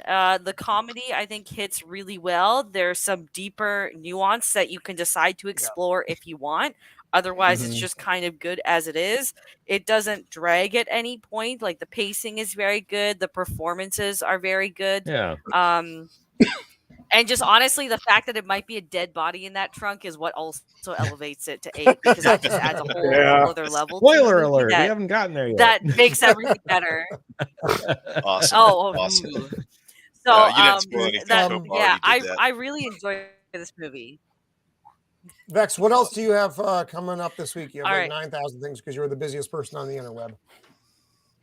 I don't actually don't know. Roger Ryan Athe, he booked me for his stream last minute on Saturday at 4 p.m. Eastern. So Nice. you can catch me there. Otherwise, keep an eye on my community post on Saturday because I have a really big appearance next week. Nice. Cannoli's already aware because I was really fucking excited about it. Yeah. Awesome. But yeah. Other than that, I had a video drop on Monday, so you can check those out if you check that out if you want to subject all yourself synced to up? more Marvels. You all synced up? Which we really did. I really did sync up with all three of the Marvels. Yeah. It's fucking shitty. Roman My was God, lost. I can't let it go. But okay, That movie's terrible. I'm gonna go though. Thank you again for having me. Everyone have Vex. a wonderful night and bye, chat. See you, Vex. Thank you, Bye, Vex. Vex. Thank you, Vex. I confused myself. And then Son, I you got to also beam have out too. I got to take off as well. The hour is growing late. I've got to work tomorrow and have a full weekend of no rest. So, yeah. Yes, you time to get managed ready to for book that. every waking moment of your off time. But all I got to do is I got to get through this weekend and then 3 days of work next week, and then I can take a couple days off, go visit family, and I can just throw my phone in a lake and just relax. Wow. I just got to get through the weekend, and then Monday, Tuesday, Wednesday of next week, and then I can rest. That's like 17 days you just listed off that you have to get through. Yeah, it's a lot. Yeah. Okay, bud. Hey, Jacob's back. John, do you have anything else coming up besides your live music stuff this weekend? Yeah, no, just my random short form videos that I throw out. I'm gonna do at least one more. Let's see. Yeah, so I should be able to do at least one more stream this coming Monday, Mixtape Mondays. I'm keeping it very, I don't want to call it free range because that's what you're calling yours and whatever, but just a very free form. Just we're hanging out. I'm pulling up random articles, very unorganized, very unplanned. Just gonna hang out and see what sort of weird shit happened in the previous week in the music world. Obviously gonna take a week off for Thanksgiving because I'll be out of town, but otherwise that's kind of the big thing. Always, Mondays at 5 p.m. California time. And other random things that I sprinkle throughout the week as I have time. Yeah. Well, right on. Well, thank you for joining us with some of your very few free moments tonight. We do appreciate it, buddy. Yeah. Thank you guys so much for having me. Good to hang out and chat with everybody. And I know Joker Voice would disagree with me, but it was a great time chatting about a great Thanksgiving movie because there are not very many Thanksgiving movies, but this is among the top tier good time stuff. But yeah, good hanging out with you guys. Thanks for having me. I will hopefully see you all sooner than later. See you, buddy. Right on, buddy. Later. Later. All right. So Jacob has overcome the raccoon menace and is now back with us. The raccoons. He fought them off So now valiantly. The car is spinning out of control because John I Candy fucked is them steering off with the his crotch. jawbone of a donkey. Yes, Simpson. Yeah, good point, Dempsey. I forgot about those movies. Oh, those are good movies. Yes, I love First those one, movies. especially. Yeah. Good point. Steve Martin wakes up. He's like, "What happened?" He's like, I almost hit a deer." You're sweating. Sure you did. You're sweating. Sure you did. You should take your pucker off. It's hot in here. Getting back on the freeway the wrong way. Oh God! Is this why that nowadays they have like signs that you can like see on the side? No, of, they like, had different those back then. They had them back he's, then. He's just a moron. Yeah, they should. Oh. They just didn't see Okay, it. cool. I just wanted to make sure. I was like, is this the reason why we have that? This is great. They're trying to Driving on the wrong side of the road. He's going to kill someone. How the hell do they know where we're going? Yeah. What? You're going the wrong way. How do they know where we're going? Yes, thank you. Ooh. We're going to kill somebody.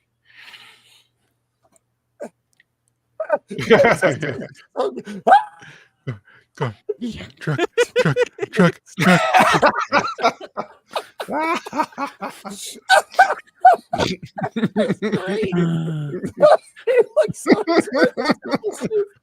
That's so funny. I thought that part was kind of weird. Yeah, I mean, yeah. This is the funniest part of the movie to me. From here till the cop showed up is the funniest part of the movie. To me. Oh yeah. We're about to get my favorite scene in the whole film. Embedded in the thing. Broke the steering wheel. Yeah, we could buff some of this stuff, huh? Oh, yes, this isn't bad at all. I thought it was going to be way worse. Yeah, you know how many times I've heard people say that? I mean, like, it's not that bad. It can buff out. You'll buff out. We can laugh about it now. It's over now. We can laugh about it. Yeah, I've heard that too. Yeah, we can laugh about it now. It's like, no, we can't. We get my stuff out of the street. This is where he figures out where he's. Oh no, not yet. He doesn't. Right here, this is a lost skill. The level of acting needed to pull this scene off. It may not seem like much. They sold this with their body and facial expressions. You know what I mean? Like the absurdity of the situation, the way they're reacting to it, the shot. Right. This is right here is my favorite scene this whole film because these two pulled it off. You know. Well, they're great at what they do. You're right. And this is also where he tells them he switched his card back and put it in. Yeah, it's coming up. He just looks back and is like, "Oh, okay." Yeah. Like he's in shock. Steve Martin's like, "Yeah, like they've been through so much, they're just in shock." That tracks. Yeah, it's just like, yeah, what? You finally did it yourself. Yeah, it's yourself. Yeah, they just turned back Good around. luck putting this in. Yeah, he finally thinks he got his own karma, and then little does he know. Oh yeah, and this is it. And because he's like, "Where'd you get the money to get a car?" I sold some shower curtain. You can't do that. You can't just get a car with shower curtain rings. And then he tells me, he's like, "You did what?" Yeah, you stole it. Yes, you did. He's banging on the thing, but don't wake up his wife. Wow. He slugs him in the gut.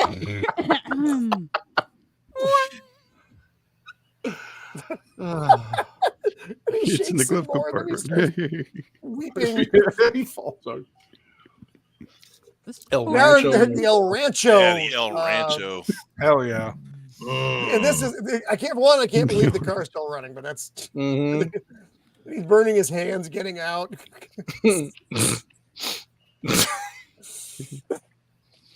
I've worn the same underwear since Tuesday.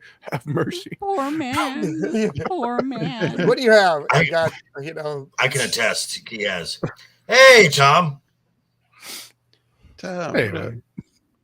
What's up, Tom? It's like, here's what's I left can't of my take credit those. card. It's like, well, here's what I have. I have 1750 and a really nice watch. And look, it's the guy that gets eaten by a T-Rex. Is that him? Yeah. Bloody lawyers. Yeah. And he's like, "Do you have 1750 and a really nice watch?" No. I have $2 and a No. I have $2. I like how he holds it out. Yeah, he's like, nice fake. Like on the QVC shopping channel. Look at the velour Roy Orbison picture. Right. I love the Roy Orbison picture. And at this point, Steve is glad that there are separate beds. Yes. Yeah. Well, one, he thinks he's just by himself. Yep. Yeah. Oh God! Oh wow! The rotary phone. Yep. The rotary phone. That had a lock on it. The lock. Yeah. That had a lock. That was a lock. You had to pay to use a phone in your own room.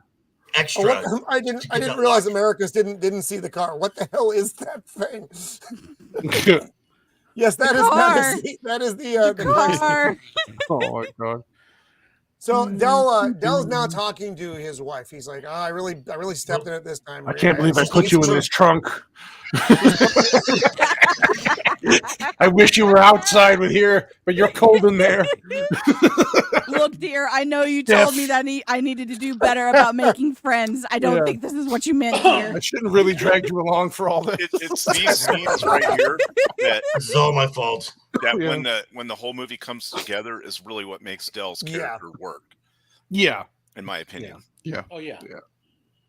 Well, like I said, he's saying how he met someone he likes and he fucked it up.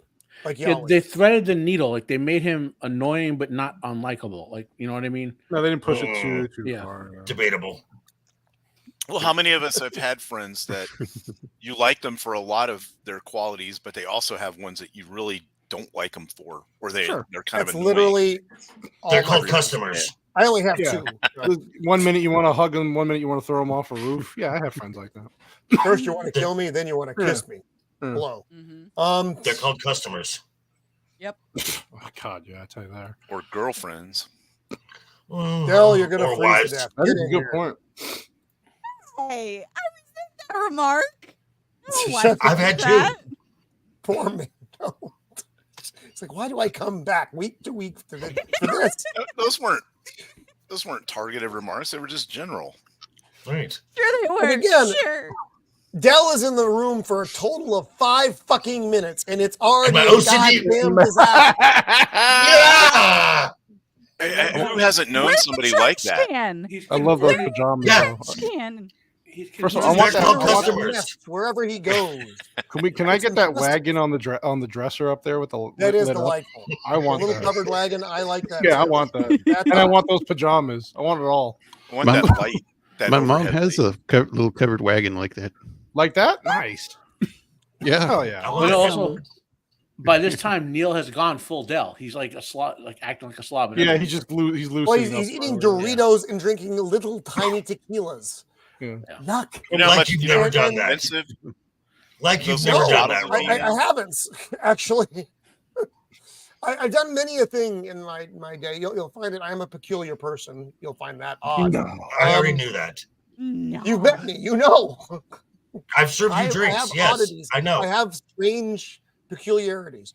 So now they're just drinking different little bottles and joking, and Neal makes a comment about, well, you know, if nothing else, at least we have the women we love. To the wives. They do a toast to the wives. Yeah, he does this funny. Again, look. you get these little side looks from Dell. Little tiny Bacardis. And he's just rolling in filth. I don't understand. Why do I feel like I'm in summer camp? Yeah. Ew, that's even worse. Oh, God, you gotta rock it back and forth. Rock the car. This is the only time he's not getting stuck with a big bill because he didn't have to put his credit card down. Mm-hmm. Rocket. Oh my God. So they back into the room. Which I somehow missed. Did I miss that slide? No, I think it's if you've ever had to push a vehicle out of the snow, but you don't have the proper footwear. Oh my God. It's not easy. Terrible. No. Like get out of here. Get the hell out of there. Go. Here we go. This is the scene. Now they're still singing Blue Moon of Kentucky. They're just doing like a harmony together, a cappella. Oh, Blue Moon. Keep on trucking. There's nothing there. Okay, so was that the scene? That was the scene. I have to go back and watch that. Yeah. Oh, hello, Flaccid. Welcome. Hey, Flaccid. Welcome. But yeah, so Roman, that was the scene where the car. Where but you can see I don't have the so in this car here, Susan Sarandon is in the passenger seat. Interesting. I'm gonna have to look at it because I didn't. Of course, I wasn't paying that much attention. I was probably drinking because I usually am. So they're still singing, and they get the Michael McKean cameo. Lenny, and he's been Lenny or from this is Spinal Tap. You know, he's one of those guys who's been in Mike McKean, Airheads. And he's like, do you know how fast you were going? And this is great. He's like, nope. Strangely, officer, I really don't. You see, the speedometer here was melted. And so I actually have no idea how fast I was going. Yet the radio works. Go figure. It's like 75. He's like, yeah, I can buy that. I can buy that. He's like, do you think this vehicle is safe? Sure. No. Absolutely. He's like, yes, I do. Yeah. The faces. Because he's I'm trying to get my friend home for Thanksgiving. And now they're fucked. Now they're at the courthouse. Oh. And then they tow up the shit box, of course. Oh, okay. So now we're zipping to the. Dell got him another ride home in a cheese truck. In a cheese truck. He's like, well, at least because he's like, well, at least we get to ride in the cab this time. He's like, yeah, about that. Whatever the he's a little sketchy. He sounds like people up front. So he shuts the door. Where are we supposed to ride? So not only is it cold, but it's full of cheese. Full of cheese. I'm sure that smells wonderful. It depends on what kind of cheese it is. Actually, I mean, you shouldn't smell it at all because it's cold. Ideally. You would hope. You would hope. He's just thinking 3 short hours, you'll be home in Chicago. There we are. Chicago. Back home in Chicago. It's funny. And this is another. Sorry, Roman. Go ahead, buddy. No, go ahead, please. I was gonna say, I always laugh because I see that advertisement in the background where it was American West Airlines and it's flights to Phoenix and Tucson for like $90 round trip, and I was like, yeah, $98. That was before I moved to Arizona. I used to see that advertisement everywhere and be like, wow, what the hell is Tucson and Phoenix? Like, what is that place? How's that going, Cannoli? Was it worth the $98? Ask my father. He's the one who moved it here, and I haven't talked to him. No, I'm just kidding. Wow. Well, I mean, it tells you how different. It tells you how different airfare is now, though. Because, but in general, it's just funny to think about. Like, those were destinations to come to during the winter from these cold climates, and there was nothing here like it is now 30 years ago, 35 years ago, 40 years ago. But believe it or not, some of those ticket prices you can even lower if you got a military discount. Yeah, I was just going to say. To give you an example, to go to Disneyland or World, whatever one's in Florida, then would have been like maybe $200 first class. The one I did it in 2014, it was $800 ticket first class. Yeah. Let's see. Going to Disneyland in early 80s, my dad took my mom, my brother, and I for $100. Wow. Yeah. Different time. That's impressive. Yep. Yeah. Anyway, there were more airlines then too.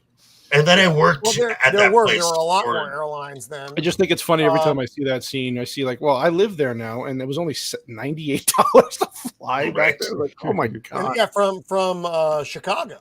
Yeah, it's crazy as well. It's not like it's like flying from San Diego to there. Right, close. Yeah, you got to cross half the country. What they don't tell you is you got to fly from Chicago to New York to Atlanta to Dallas. All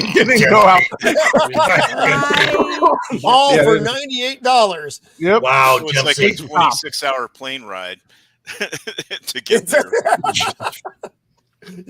You go through 4 time zones and you get a meal.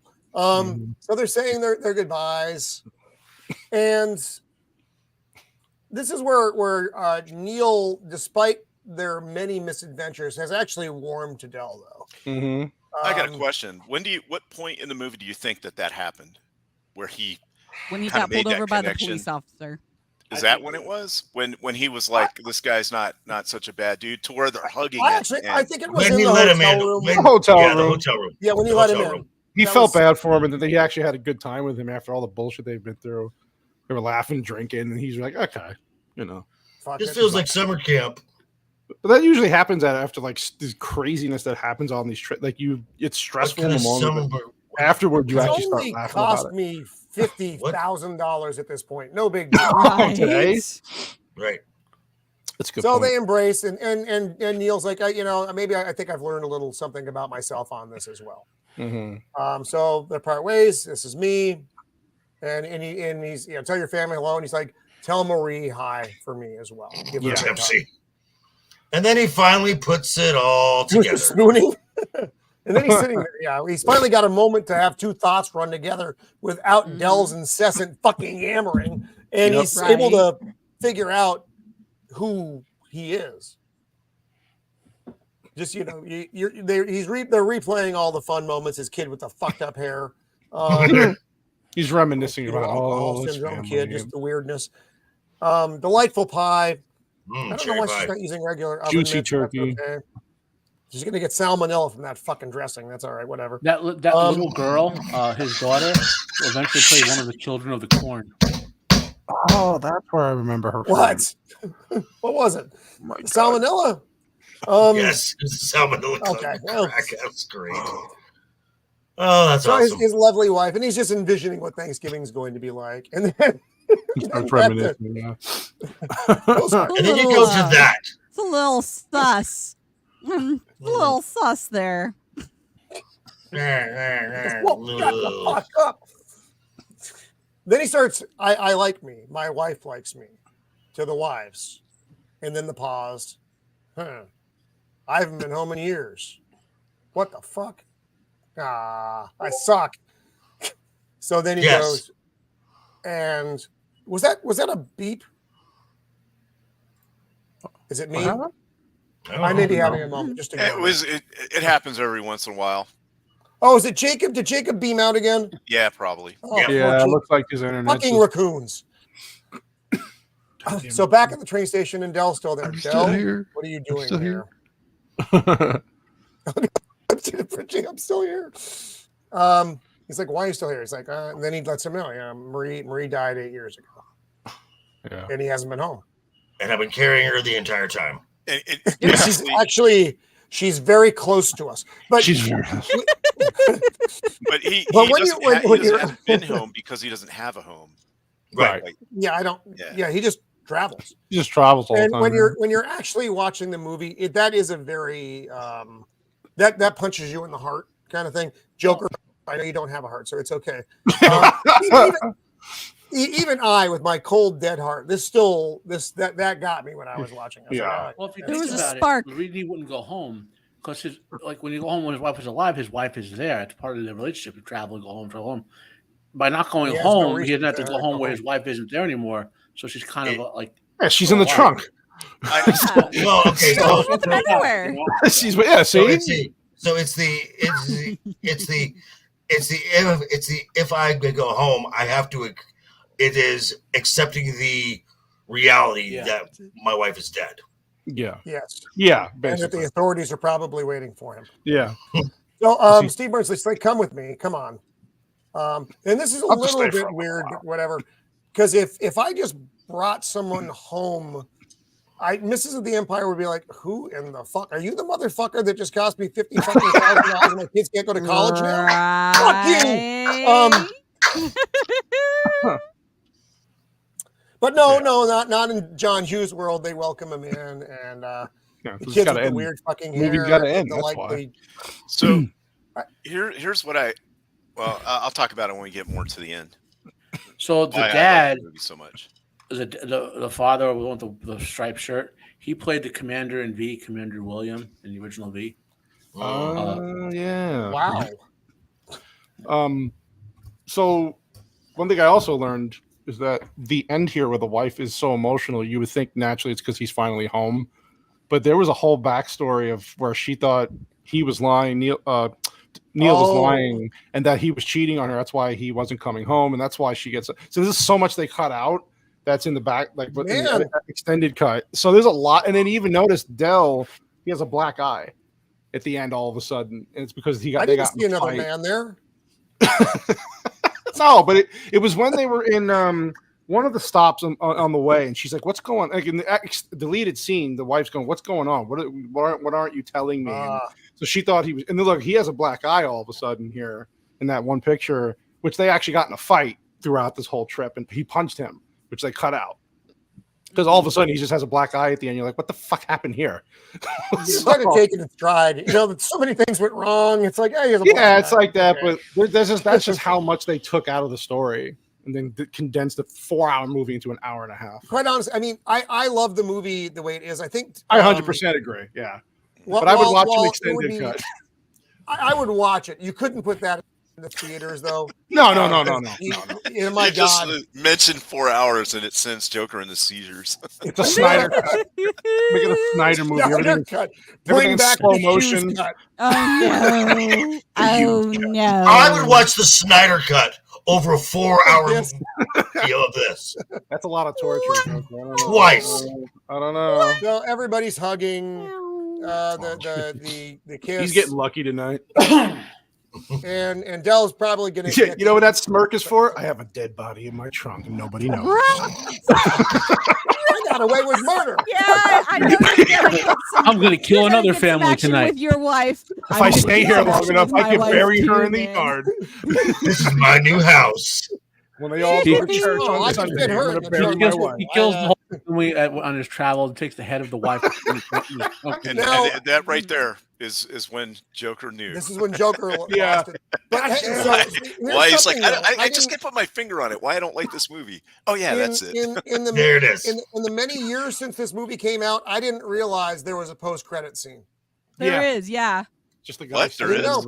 Yeah, I watched through and I was like, boss. that motherfucker's still looking at the pictures. Oh, he can't. Yeah, he can't decide. He's still looking at the shit. The pumpkin, the yams, and the turkey. That's it. Oh, That looks good, actually. That guy does look good. is from a Twilight Zone. He's been in Twilight Zone. He's been in. She's having a baby. He was in. He was the father. Well, I'm thinking of the old time. Oh yeah. Oh, I'm sorry. Yeah, the older guy. Yeah. I thought you meant that guy. Yeah. So I know Joker. I know you have your was he the guy in the first this. Invasion of the Body Snatchers? The main 50s character one or the 70s one? The 50s one. I think Well, it's not the 70s one. I can tell you that for certain. Yeah. It's just that I'm not a huge fan of comedic films. Now I gotta look him up somehow. Of just comedic films. It's just and what gets passed off as comedies. It's just very low hanging fruit, base, just self debasing, and I've been over it for quite some time. So I'm just like, meh. So it's just, I mean, I know a lot of folks love this film. Obviously, as I'm the only one here who was not excited about this film, but you know, it brings joy to people. That's a good thing. Well, no, the man who laughs is someone else. That was the inspiration for little old me. We lost poor Jacob again. Those freaking raccoons. I do like this movie. I'm not a giant regular comedy fan. This is going to sound strange. I tend to like holiday comedies more than regular the teenage comedies. I fucking hate those. But like this, and we're going to get to our Christmas movies in a couple of weeks. And most of mine are going to be comedy picks. I don't really like just. Mine's not. Yours is not. We're gonna hold. But this movie I thought was a I'm great. gonna come in with some holiday movies comedy just to shake it up. You're not gonna do Jaws again, are you? What was that? You brought some other weird one in, like a stick or something. I don't know. It's like man with a scary stick. I forget. The ghost of what was it? The ghost of something. The ghost in the darkness. It's the ghost in the darkness. Man-eating lion movie. Oh, that's right, the lions. That's a pretty. I would consider a horror film. No. Do not validate for her, Matt. Do not validate. Well, then Jaws isn't a horror film either. It's more of a horror film than the Jungle movie. It's a suspense film. It's about real animals killing you. That you have no defense against. It's not really the theme. It's not the theme. It doesn't matter. It doesn't matter. I get what you're saying, but like I said, that you said anything from like 1950 forward. I mean, that was a big category. I know. I left it too open. It's my own fault. I bring it upon myself. I meet a group of people who I'm finally comfortable with, and I fuck it up. God damn you, Krampus! I gotta watch. I've never seen that movie. I gotta watch that. What movie have you not seen? Krampus. Oh, I've seen it. I actually like Krampus. I've never seen it. It's has anyone seen it? It ain't like ho ho ho, motherfucker. Yeah, it's like an film. With the holiday horror is a very particular thing. Has anyone seen the previews? Has anyone seen the previews for the Thanksgiving film? That Thanksgiving horror movie, the slasher. Well, where someone takes those little corn cob skewers. It's in the ear. Ouch!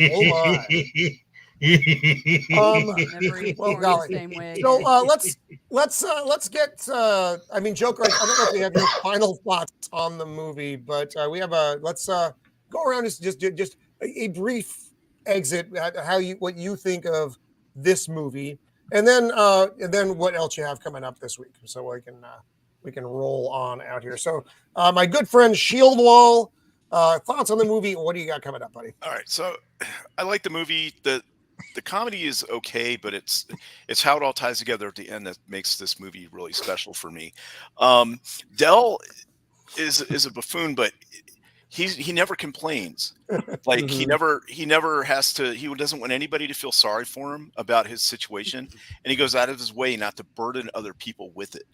It seems like these days somebody would be like, "Oh, feel sorry for me. I'm a victim," instead of just living his life. And he's living a lonely existence on the road, just him in his trunk, full of what I would assume is all his possessions, basically. His wife. I mean, I'm always going to be of the opinion that's his wife. I don't. Nah, it doesn't make any sense. But more fun. But and like even when he invites him over at the end, he's like, "I'll just come in for a minute." Because he doesn't want to be a burden, and right. But because he's accustomed to that now. Exactly, that's who he is, and he's not accustomed to having. Because I get the feeling that even when he was married, he didn't have a lot of friends. It was just him and his wife. Maybe I'm reading too much in the movie, but anyway, that's why I like it. No, I think you're right, because the way he was talking to his wife was basically, he's a bumble. That's who he is. He's a bumble. Yeah. And it's a twist at the end. I like movies with a twist at the end. And when you figure that out, you're like, wow. And if because we were joking about it. Right. And if you've ever traveled a lot or been away from your family for long periods of times, i.e. deployed and all that kind of stuff, maybe that's why it hits a little harder for me, I guess. But I like it. I think it's an entertaining movie. It has good messages. And it's well acted. And those kinds of things. I can see why Joker doesn't like it. I totally get that. Because at some points it can be annoying a little bit. And I'm just like, let me fast forward through this. But for the most part, I like it. I give it like a 7 out of 10, and I'll watch it again when I get a chance. I see. I'm probably gonna watch it again this week with the family of the Empire, because there aren't that many Thanksgiving films, folks. So this is right. It's a good one too. And then what I got coming up in the future here is next week. Maybe I don't know. I think I'm traveling next week for an appointment, so I don't think I can do anything with Jacob. And then whatever we got on Thursday. No. I guess on Thursday we're doing the free. Well, next Thursday, Thanksgiving is next week. We're off. Okay, we're off next week. So for the regulars on the show, if y'all do a stream or something on Thanksgiving, I'm not going to be there anywhere in the chat or anything. But it was great being on this stream tonight. Thanks to the chat, pretty good chat tonight, and everybody on the panel.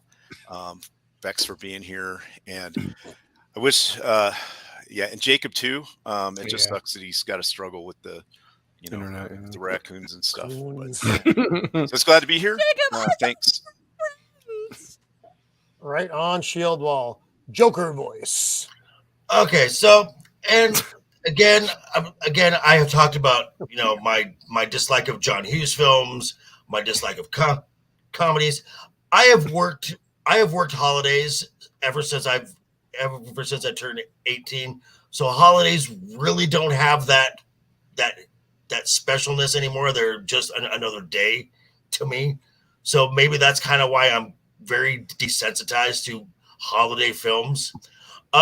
So I would give this like a 5. just me. It's actually not bad. That's actually not bad. No, could have been worse. And you know what, Joker? I can totally identify with that. Like there was a time period where I worked every 4th of July for like 7 years straight. And it just felt like that. I guess it's just kind of how it wound out. But I worked holidays just to avoid spending time with my family. I like that. So Christmas, you know. So as far as what I have going, I got a video dropping tomorrow morning at 6 a.m. Pacific time, talking about recent stuff at Marvel, which kind of seems that they might. Pops! Hi, Pops! Uh-oh. You guys are still going? You guys are still going?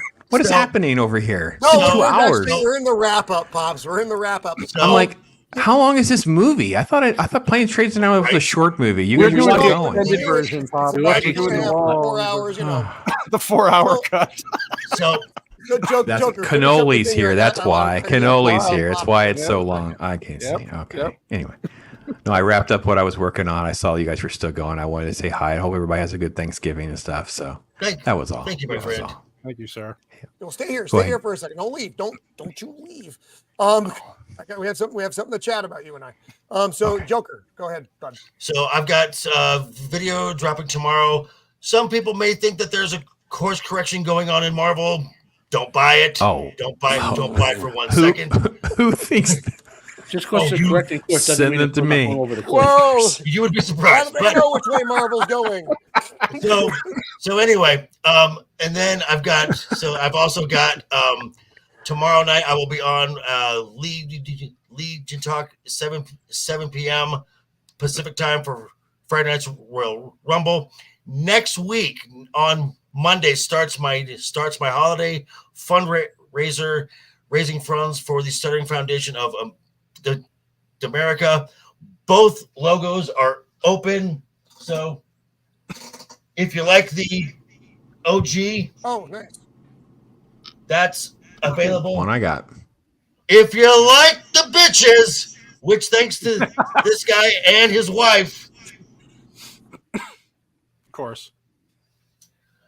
And also, there is a possibility of doing hats, but Mixed Tees, the person they do hats with, they cannot do simply by order. So we would need to pre-order a dozen. So if anyone wants hats, send me a message, send me a DM or something, and let me know so we can do that. So other than that, it's always a pleasure being here. We had the full Scissor family here earlier, and my brother from another mother right down there. Always a pleasure, my friend. Yes. All right, so we've got Pops here with us now. The yin to my yang, and I want to share because Joker, I wish I'd known you were doing the shirt thing. I would have been able to pop that up. So Pops, you got these shirts. This is one of the few cards that Dell carries in his wallet for the big and small. Hat tip to Jacob Ironside in the chat. Jacob threw this together for me rather quickly. This is not a real common design, and I threw it out there. I said, I'm going to start selling these shirts. So I ordered the first ones to see what they're like and how they turn out, and then we'll kind of go from there. But I don't know anybody else. I always feel like I have shirt ideas or things or goofy jokes that I would love to do, or a shirt I would want. It basically is how I look at this. And I don't ever act on it. I don't ever do anything. We had just done a talk hard on Planes, Trains, and I wrote this down. So, yeah, I threw this together. I sent it to Roman because I thought he would get a laugh out of it. I did not know that's what he was going to do. But, okay, there it is. So, awesome. Yeah. No, that's fantastic. I saw it. I was like, oh, my God, that's fucking hilarious. So and so for those of you who are out there, there is a link for that in the description of the show, along with the Vex pin. Please help her overcome the Canadian overlords. Yeah. So actually, Pops, you're in here for a sec. What are your thoughts on this movie? We have a couple minutes here before we have to shut the on Planes, Trains, and Automobiles. Yeah. It is. It's one of these things that just ages like wine. As I get older, I just keep enjoying more and more elements of this film, as far as different gags and things like that. Like I think there's moments where you catch yourself like feeling like both characters. At least I do. Like I feel like there's moments where I feel like the Steve Martin character, where I'm just like this, like I have something to do, get out of my way. Why am I stuck in this situation? Everything goes wrong. And then there's other moments where I'm like, yeah, I'm the weirdo in the room. Like I am totally the oddball in this situation. Yeah. So yeah, it's literally one that I know I watch at least once a year, and probably more than once. And this made me want to watch Uncle Buck, which if you haven't been on my channel, I did a little review on Uncle Buck, which, by the way, also has aged like wine. Talk about a film with more quotes, and Buck is a boss, man. That movie makes me like, man, there's a lot of bucket list items there I wish I had done in my life. So yeah. Oh yeah. Yeah. Well, there was a couple run with John Candy. There was one with him and Dan Aykroyd, The Great Outdoors. Great Outdoors. Mm-hmm. As well. Summer Rental. Yeah. Great. Fun movies of that era. The John Candy stuff, just it's gold. If we're a bit older, so we were exposed to all this stuff when it was arriving. But if for the younger audience, if you haven't seen them, if John Candy's in it, you're probably not going to be disappointed. And again, I'm not a huge comedy fan, but I do enjoy the works of John Candy. We don't have fearless actors anymore doing comedy, which is like, I've said, look, a lot of them are dumb, but at least Will Ferrell's fearless, right? Because a lot of them turn out well, but at least he's fearless, and he will do crazy things. So you end up with, can't stand him. Well, you end up with like an Anchorman, I think is good. You end up with some that are good, but then you end up with some that are terrible as well. But they're not just aren't terrible. Fearless comedians. At least he takes risks, though. He still takes risks. Yeah, we don't have much of that anymore, and I can respect that. Even when it doesn't make me laugh, I'm like, this dude's trying. Mm-hmm. Right. I think The Candidate is a good example of trying and almost making a good movie, but it has some funny moments. But yeah, you're right. Will Ferrell just throws a lot of stuff out there. Things like Stephen King, who I largely despise as an author, but he writes so much that he is going to get gold now and then, and some of it is not. But yeah, that's the fearless comedian. That is the lost art. I think maybe our generation was the last to see things like that. The John Belushi, the Dan Aykroyd in his prime, that kind of stuff. It isn't there anymore. But. Right. And that you're right, Pops. This is we're going to watch this movie. The family's going to watch this movie this week because it's just. And I'll do my closing thoughts on it here in a second, but I have my own thoughts on it. So, Mando, what do you have coming up, and your closing thoughts on this film? I'd give it probably a 6.5, 7 out of 10. I like. Similar to Joker, I work a lot during the past jobs. I've worked a lot during the holidays, and so yeah, it's another day. If I get a chance to go see family, awesome. If not, okay, cool. So it's just like I'm glad there's a Thanksgiving movie out there, because I feel like too many people do not remember that Thanksgiving is a big holiday and you should care about it. But that's just me. So I give it, like I said, 7. Will I rewatch it? Sure, I might watch it once in a while. Is it going to be one of those I must watch all the time? Probably not. See, this Saturday at 12 on my Kick channel, I will be doing a combined birthday stream with my friend Roto Kamish. My birthday is coming up, so woo! Playing lots of party games. And for any of you that are curious, I'll be 31. Oh my God! I remember those days. I remember that. I was 31. Kennedy was president. My hair wasn't gray. There was a dinosaur named Kennedy, and he was president. That's my pal. It's a caveman name. Well, I'll need to DM you about your whole birthday thing, Mando, because there's a Canadian mounted boot coming your way as well. So very nice. So Matt's are the man who knows all the things about all the things. What are your thoughts and things that coming up? I guess Roman, maybe Pops could of similar age. We remember so am I. Are you of similar age? I didn't even. Mm-hmm. Yeah. 10 years younger than me. He looks good for his age. He doesn't age like Paul Rudd. We've been over this. Keep up. So, Thank you, Pops. 70s. That's all right. We had all these guys like John Candy, John Belushi, both of whom passed away, Dan Aykroyd, Bill Murray, and all these comedies in the 80s, like just John Candy's comedies. You know, he was also in like Brewster's Millions and Stripes, and then you had then you had SNL was like Animal House and all that. You know, all these great out of that 70s stand-up comedian skit comedies that all became movies, good ones, or movies like Steve Martin's character in this is loosely based on the character he played in skits all the time. You know, so that's why one of the things I remember about this movie that makes me like it a lot. You know, it's kind of reminiscent back to that. But what really sold me on this film was basically John Candy and Steve Martin's performances. You know, because the plot's kind of like, you know, shaky. There's holes in it. Like Cannoli said, there's so many scenes cut out of it that it's Swiss cheesed. You know, But John Candy, just like in that great scene with the burning car when they sold that whole thing with their facial expressions and the way they move their bodies, you know, or when John Candy's sitting in a car snowing on him and he's, you know, you can see the body acting and all that.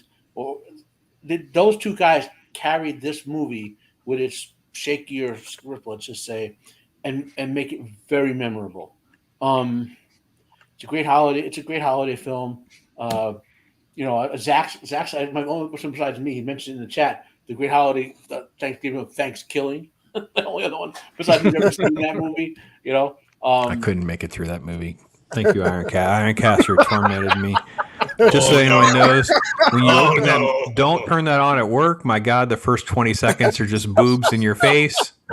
And you're like, what has happened? And I kid you not, it's bad. It's VHS tape quality. It's so bad. Oh Lord, help me. But it's supposed to be that bad. It's one of those they made it bad on purpose movies. No, anyway, it's just bad. You know, but that's an art form of films like that. If you know, not everyone's into it. Oh, that's like the Tubi app. Yeah, Tubi app. So what I got going tomorrow, I'm doing my little 3 to 4 live stream. I'm calling it Friday Fandemonium.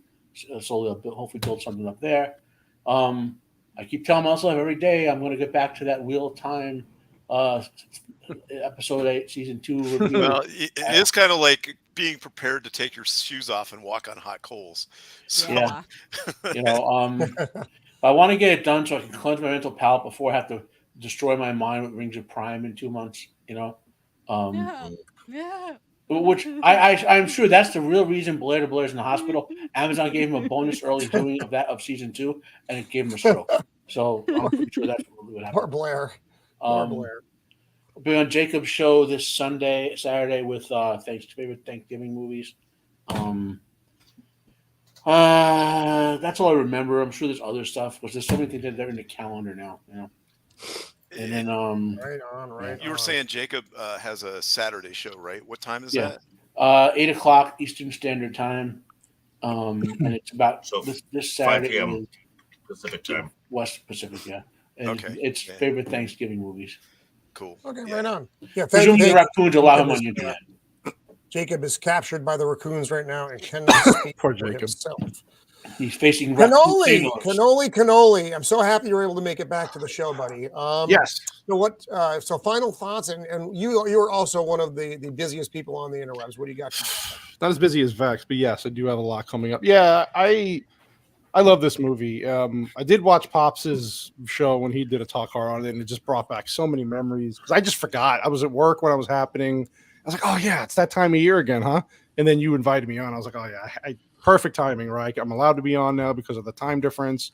It's one of my favorite movies. This movie does hold. I will admit there is a factor for me. There's a nostalgia factor. I grew up watching this movie. I watched it with my family every year. I love these. I grew up with these. Martin and Candy are just, to me, just acting comedy gold. So it holds a special place in my heart because of that. We do watch it the night before Thanksgiving every year as a family. This and the Ed O'Neill movie Dutch, which Dutch is not nearly as good, but why do you hate your child? Listen, she likes this movie, okay? She's forced to watch it. No, I'm just kidding. But I do love it. You watch this movie, I'm going to get out the truck again. No food for you tomorrow during Thanksgiving. But no, I do love this movie. For cranberry sauce. That's it. For all the reasons you guys said, but it does show that everyday life, like these situations come up, you try your hardest to get out of them, and it's just unexpected, and you can form a relationship with somebody that you normally wouldn't, right? You take this person into your world, and out of all the chaos and tragedy, you can laugh about it later on, right? Because that's how many times that happened to us, where shit happens and you look back, you're like, wow, I've been through a lot. It made me grow as a person. Not Joker. Joker doesn't grow as a person. He's just heartless. But I look so young. Yeah, Joker's a shower, not a grower. Yeah, it's exactly. But I give this an 8 out of 10. I think I still want to see the extended cut. I don't care if it's 4 hours. I think I would. I know it doesn't probably wouldn't fit, and they cut it. They edited it. Yeah, they edited it down really. It'd be better than the Snyder cut, Joker. I'm sorry. No, it wouldn't be. Yes. But yeah, coming up, I have the Cannoli Connections back tomorrow. Me and Mrs. Sassy Sasquatch have Lofty Pixels on. Wow. Mr. Hot Take himself. So yeah, we're gonna know what makes him tick and why he likes to have these takes, and just talk about everything. He's into gaming, pop culture, movies, everything. So we'll get into that. And then Monday, we're back for Mischief Mayhem Movie with Dark Hour, Cult Classic Cage, and Jay from Desolate Soul Studios. We're doing Rocky 1. So good. Yeah. So we're back it's a holiday movie. There's celebrate Christmas in the movie. So we figured, why not do that? But yeah, I'm looking forward to talking about that movie because obviously it's a personal favorite, and I'm Italian, so it's a law. I have to talk about that movie eventually. Yeah, there's actually a book. We all get handed the book when we're like 6 or 7 years old. Godfather, like, Rocky. This is the shit you got to do. Rocky is in there. It's like the TVA handbook. Yeah, exactly. It's a law. It's a written law. But yeah, so look out for that. And then, Mrs. Sassy Sasquatch, if I don't mention it, she's got her Sunday show where she gets she has a lot of hot takes herself. Yeah, spicy and sassy, but yeah, just look out for me on social media, and I'll post everything on my community page. Spice. I finally got to stream with Pops finally, even for 10 minutes. That's always nice. Cross country thing. At least we were able to keep in contact, right? So you're gonna start somewhere.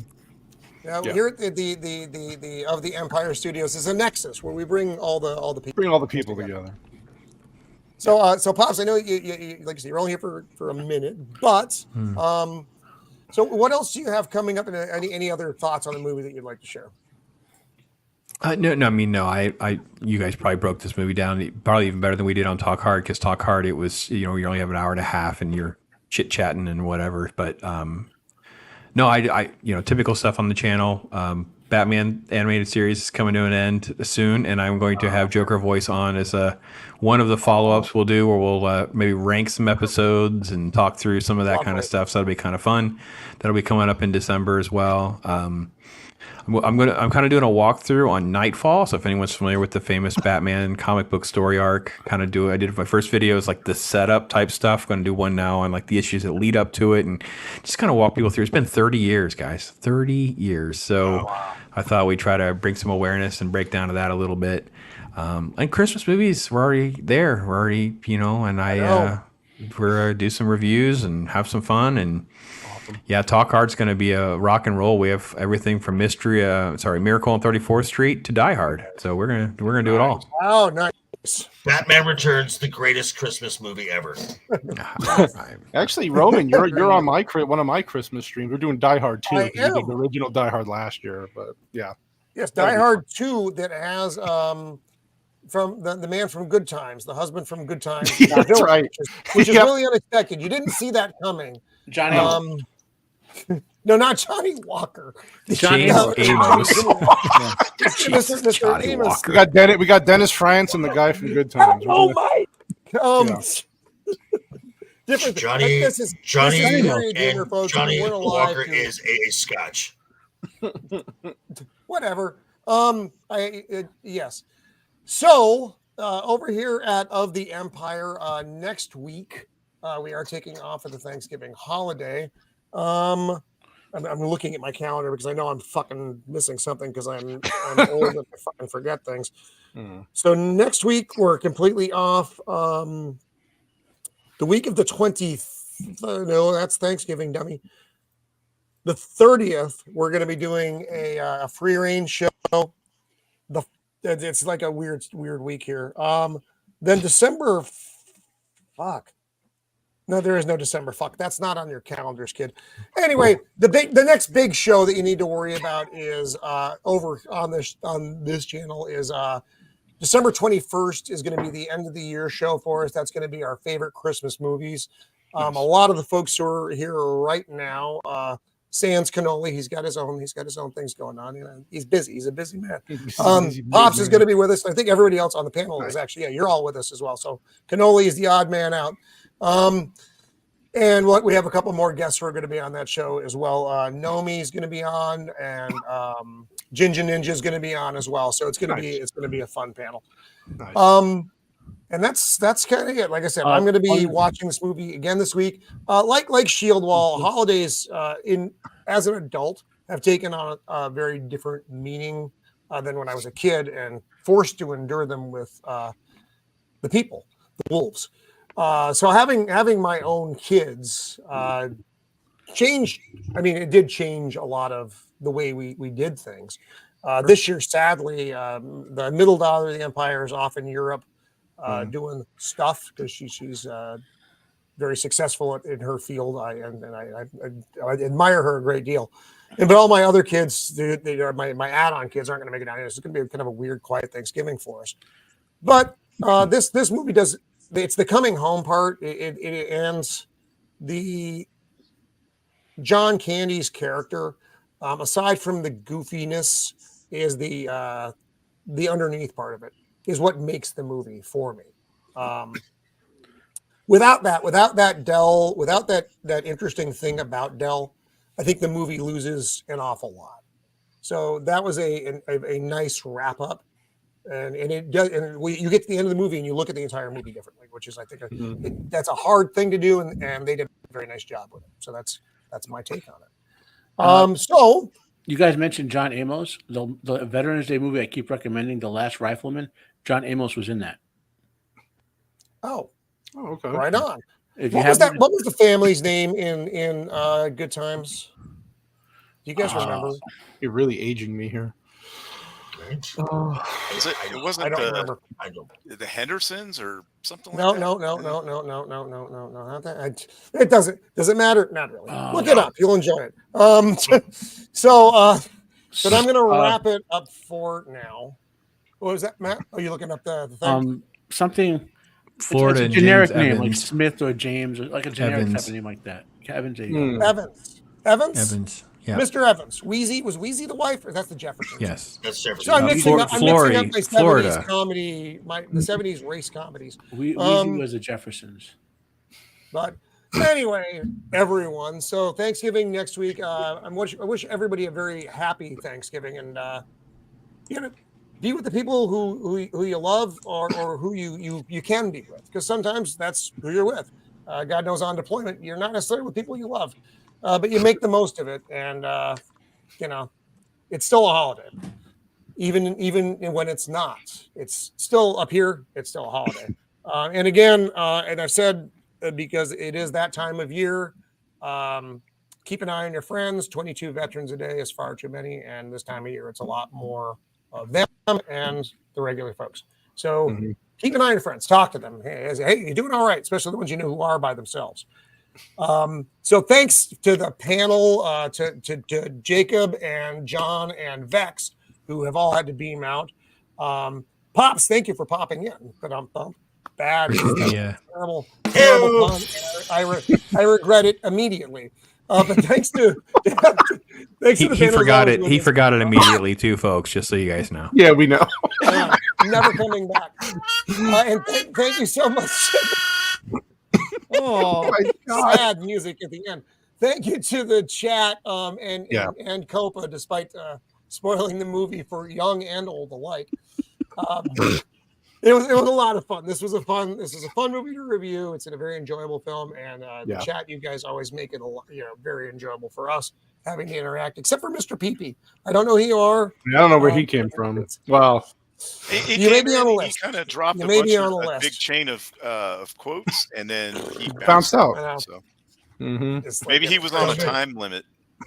Yeah, maybe. You can only get in here, fuck things up, and then get out as fast as Yeah, get out quick. He only had so many. I can minutes respect on that. one I can phone call respect he that. could get. So we do got to close it up here, guys. But again, everybody have a very happy Thanksgiving. Keep an eye on everyone and be kind. Toodles.